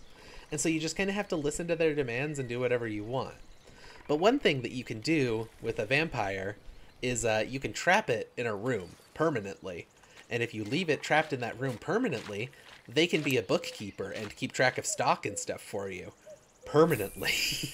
They can do it forever. Oh, something on the bait. It got away. That's alright. But yeah, they can just be a vampire trapped in a room with no food or water or blood. Or alcohol. Alcohol is generally what dwarves drink, not water. And they can just live there forever. And they'll be really sad about it. But vampires are good at counting. And you make a pun. But vampire lore does actually include a thing about them being really good at counting. One of the old cures to, or ways to get away from a vampire is... Nope, that looked like it had something on it. One of the old ways to get away from a vampire is to keep a pocket full of rice, and if you throw that rice on the ground, they gotta count it.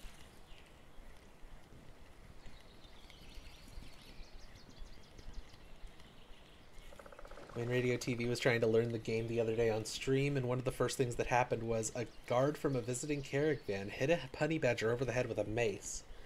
And the honey badger just staggered around vomiting everywhere for like 10 minutes.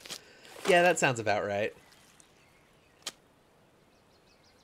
A lot of things will vomit when you do big damage to them. And you know what? To be fair, probably me too. I think if you hit me over the head with a mace, I'd probably start throwing up. Screaming, crying, throwing up.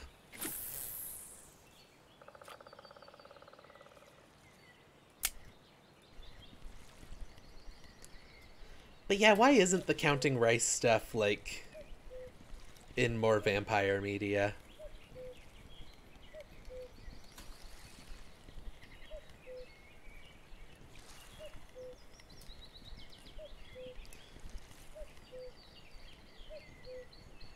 I spaced out and tuned back in to hear about an army of cats, and all I can say is I wish that was me. Yeah, having a cat army would be pretty sweet. It was like 10 times more vomit than should fit in a honey badger. As it ran around puking, it was scaring other wildlife. Sounds about right.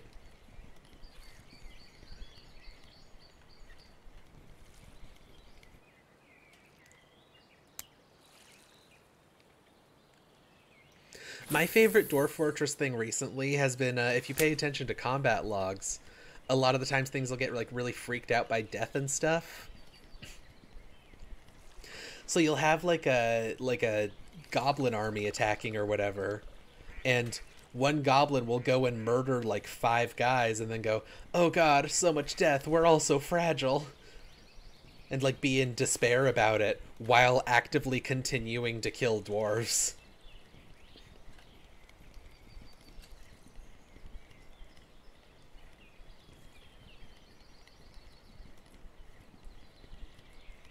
War is hell.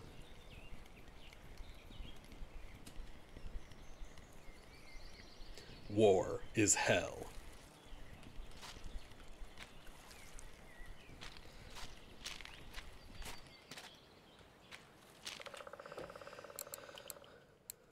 I also do just love the idea of a goblin like pontificating on the nature of war and life. I think that's pretty funny, personally.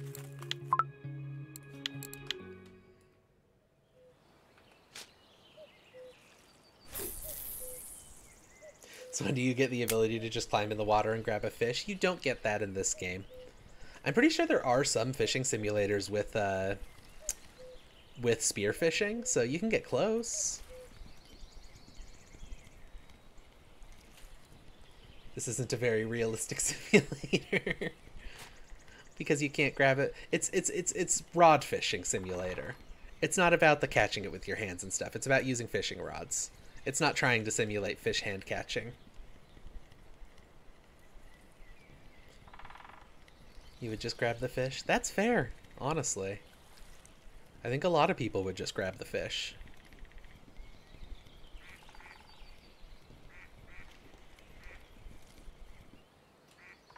I'm gonna drink some more of my coffee. One sec.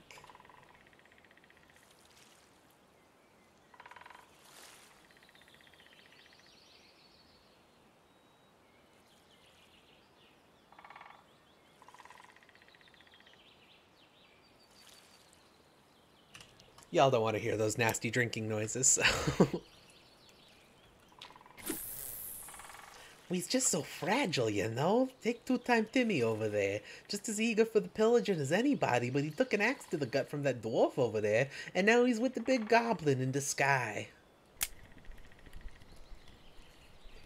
You once got a perch in a bug net? That's pretty cool.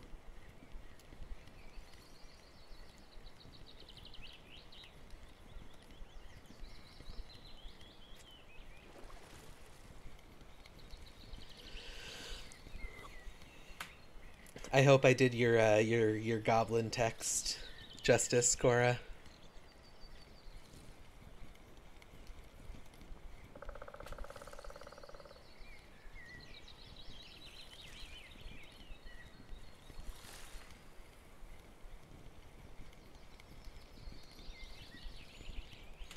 Tell me about catching a perch in a bug net. How did that happen?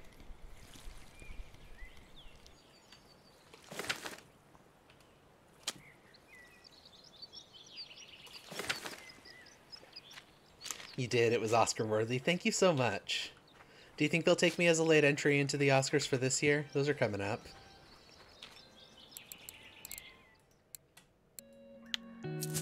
Okay. Sold those fish.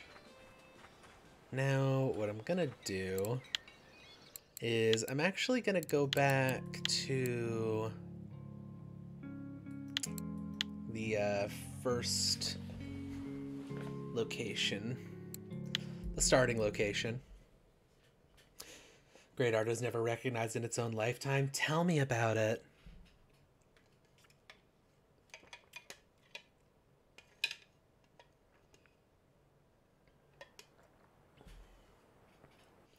Really little, like 10-ish, I was chilling on a pier with a bug net and I was trying to get bugs out of the water to use as bait. And one just swam into your net? A fish just swam over there and you caught it? I collected so many that a perch was interested and got stuck in the net. Oh no. That's a real perch moment. That perch had a real perch moment there.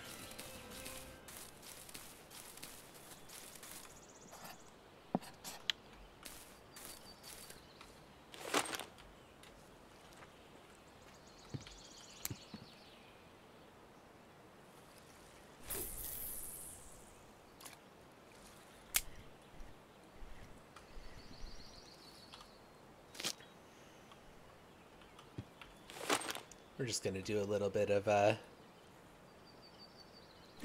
simple bait fishing in the shallows here.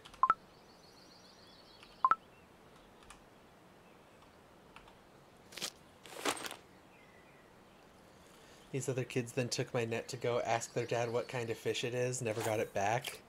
Perch moment gone too soon. That is unorthodox net fishing, and it is also very cool. Genuinely.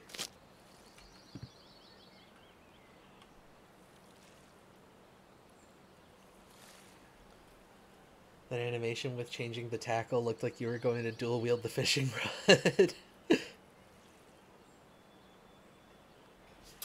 You cannot, unfortunately, dual wield fishing rods, but you can have 3 fishing rods on pods at the same time.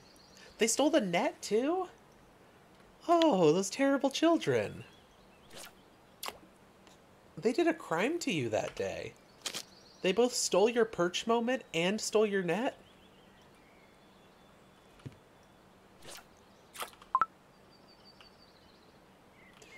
Russian Fishing 5 introduces dual wielding. I certainly hope it will. Why? There we go. This game is sometimes weird about how close you can put rods together.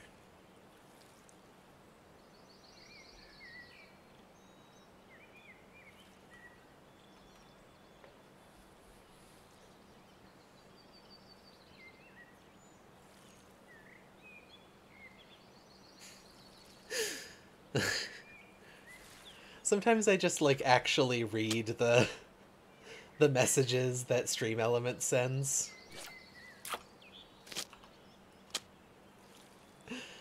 What an insane post. I love it. Whoever wrote that did an excellent job.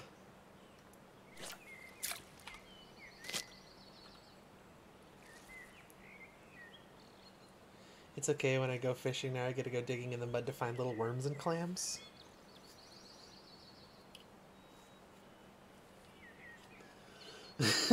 You could block it out of your mind permanently. Does it really cause that much psychological damage? You don't want Stream Elements to hit the woe? Chinese sleeper.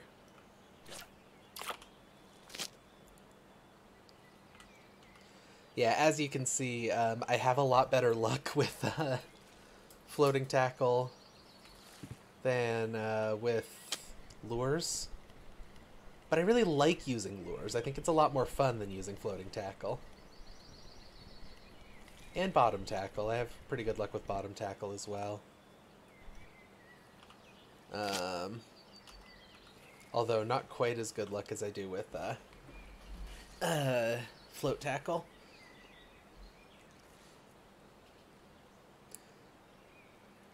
I wish when I wake up in the morning it appears in front of my eyes like a hologram. You and me both.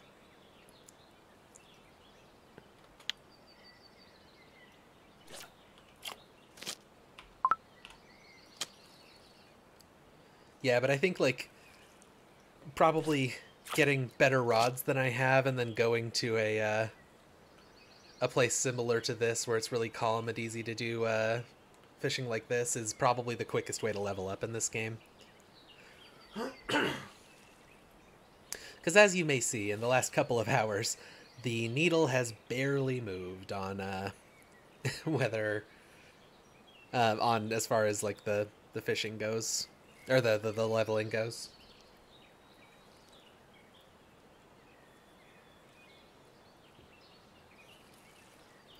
You got to catch a lot of fish to level up.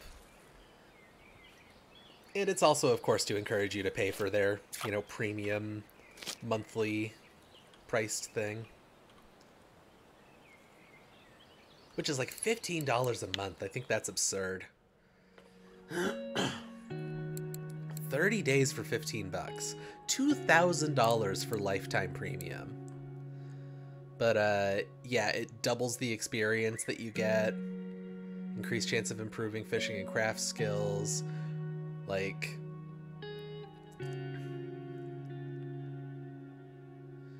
the happy hour bonus. I actually got the happy hour bonus up until I hit like level 10. I think that's just an introductory thing. Imagine spending $2,000 fucking dollars on Russian Fishing 4. I'm sure a lot of people do. I mean, the thing about simulators is that they tend to cost a lot of money because they're really niche. Like, people joke about like Train Simulator having $5,000 or $10,000 worth of DLC or whatever it is, but like, there is a reason for that.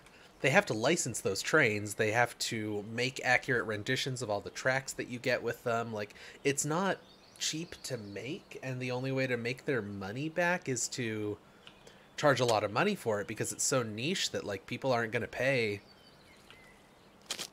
or enough people aren't going to be playing it to justify charging, you know, $10 for a train rather than 30.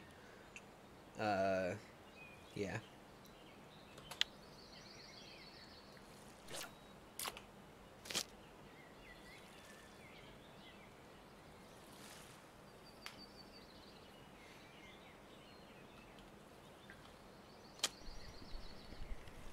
Not having good luck with my bottom tackle. Oh, come here. So, like, I tend to give, because of that, like, I tend to give companies sort of the benefit of the doubt on pricing on simulator games. Like, SCS, who make the truck simulator games, they can kind of get away with it, because Truck Simulator became a meme, and that meme made it become popular enough that people, you know, actually buy the games now and actually play them actively. So, like, you know, they can get away with charging $12 for an entire, like, American state worth of DLC. Or, you know, they charge 18 for Texas, the second biggest state in the country. So, like, they can get away with it, but I don't think a lot of other companies making simulation games really can get away with that.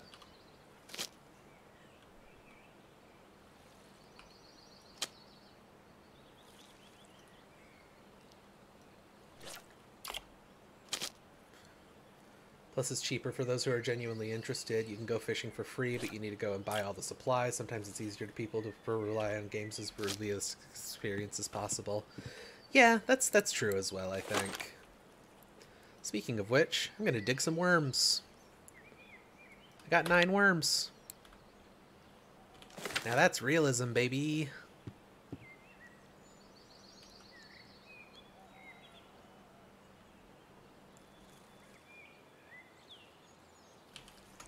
$2,000 to play Russian fishing for literally forever.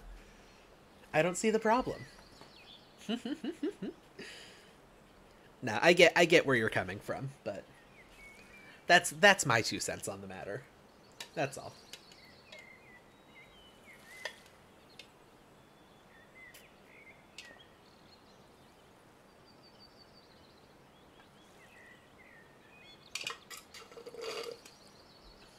I forgot to mute my mic while I finished my coffee off there.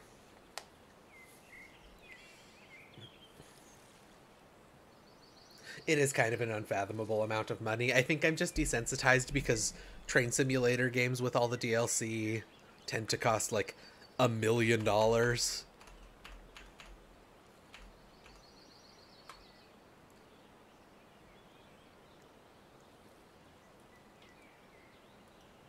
Like, let me really quickly look at Steam here. Let's see what Train Sim World 3 runs right now. I can't honestly see if any of my bait is getting bitten or anything. Oh wait, I have the stream preview. Okay, I can still see. Train Sim World 3 is $40. I believe that comes with 3 tracks. Right. You have to buy a starting pack. So for a starter pack, you get Train Sim World 3, an additional engine, and then an additional route.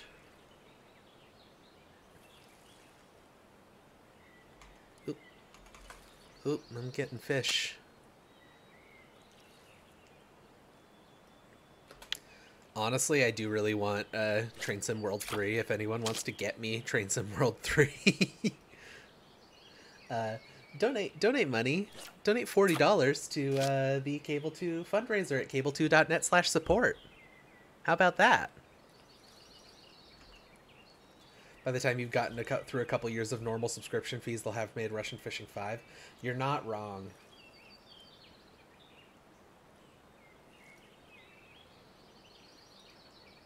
Also, I'm just going to refresh the, okay. Now there haven't been any donations since I started streaming. Which is fine. I haven't really been talking about it, and people don't have money, you know? But yeah, maybe I can get Train Sim World 4 if you donate some money to the funny fundraiser, you know? I'm mostly joking, but you know, I think it would be cool to play a train simulator game on here. I think that trains are neat. I don't know a lot about driving them, and we can learn together. We can learn how to operate a train safely together on real tracks.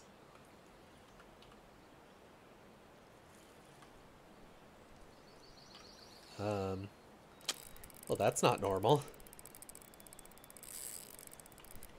It's what's going on here? Am I snagged?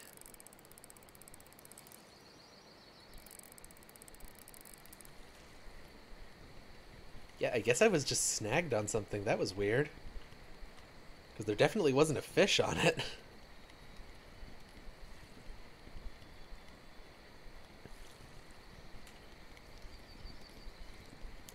Starting to feel sleepy, so you may start replying less.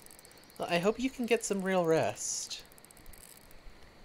I think I got snagged on something else there. Weird. That rod has scoliosis. Yeah, fishing rods are made to bend like that, so it's fine. It's fine.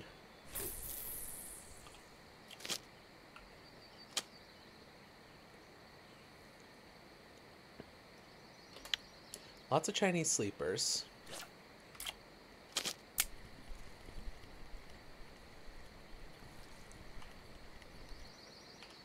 Many of that particular funny fishy.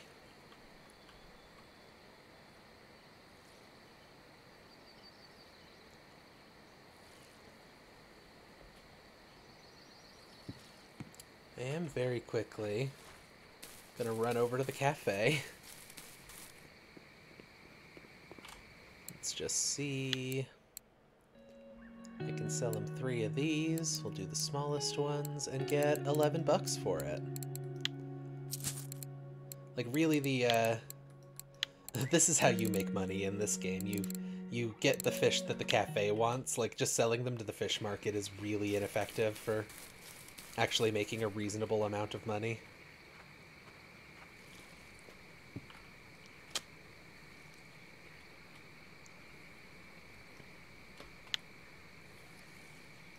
So, you know, you can still sell them to the fish market. If they're not things that the cafe needs.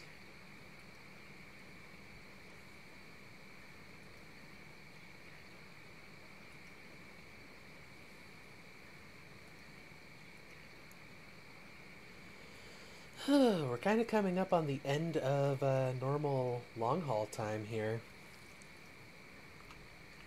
Which is unfortunate because I'm having a lot of fun. But I do have things that I have to get done this evening also. So I probably shouldn't just let the show run super late.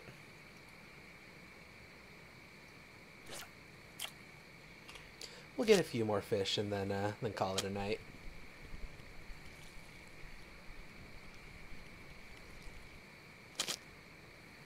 Oh, I pulled up the wrong rod there.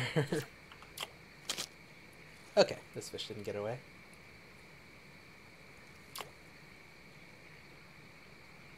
Hi guys, love this game, but I like to turn off the fog. It's not well implemented, kind of blocky. That's fair. I don't love the fog. I probably should turn it off too. Honestly. It doesn't look that good. And I don't like the way it sits on the water, and it's like, it's sprites. You can tell it's sprites because when you rotate, the fog moves with you. Don't love the way it looks. And your grammar's fine, Freddy. Don't worry about it. Nice to see you. How you doing tonight? We're kind of getting ready to finish up here, but let's see. Where is the fog? Am I just missing it?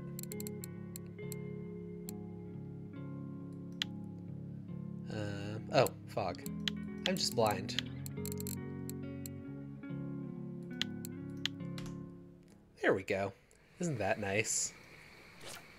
Yeah, I also love this game. I only started playing pretty recently. I've been playing a lot in my free time, and I've played a bit on stream here, so... Yeah. Let's get this back.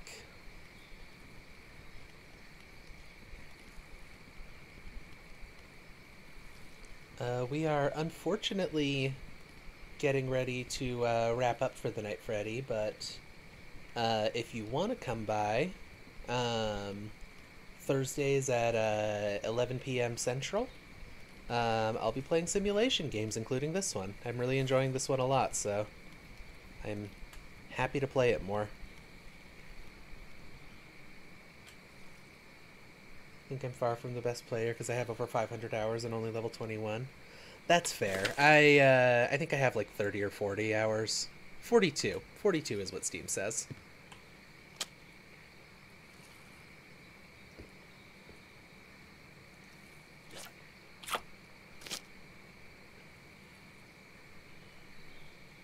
I don't know why I even took that one out of the water, to be honest.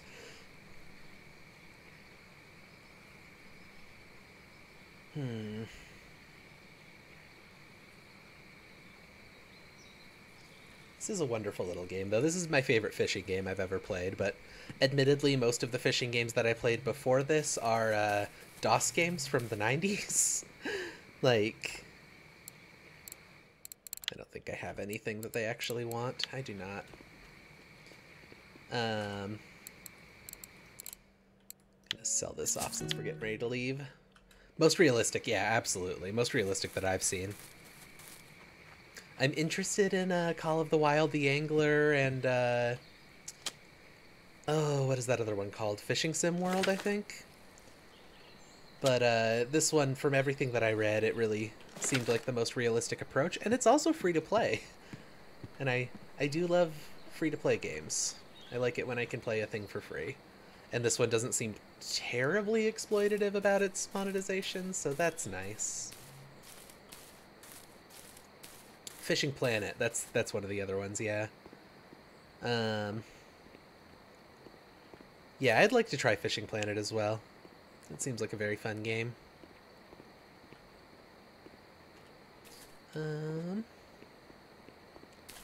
But yeah, we're gonna wrap up for the night here. I'm gonna stand over by my funny snowman friends. They're going away soon, I think. I don't know how long the snowmen are staying for. But we're just gonna hang out with my funny snowman friends and get signed out for the night. Fishing Planet's a little more arcadey, but still fun. Yeah, that's also kind of what I've heard. All right. You have a good one too, and everyone else have a good one. Good night, and good luck with the rest of your days. I love you. Let's just real quick, let's just look at the new reference one more time. Get a load of this. Look at this thing. Look how amazing I look. We're getting that soon. We're getting that drawn in as a new version of my little VTuber model. It's so cute. It's so it's so adorable. It makes my heart hurt from how adorable it is. Yeah, but yeah, I'm gonna go ahead and get off the mic here and call it a night. I hope y'all have a really good night. Talk to you later.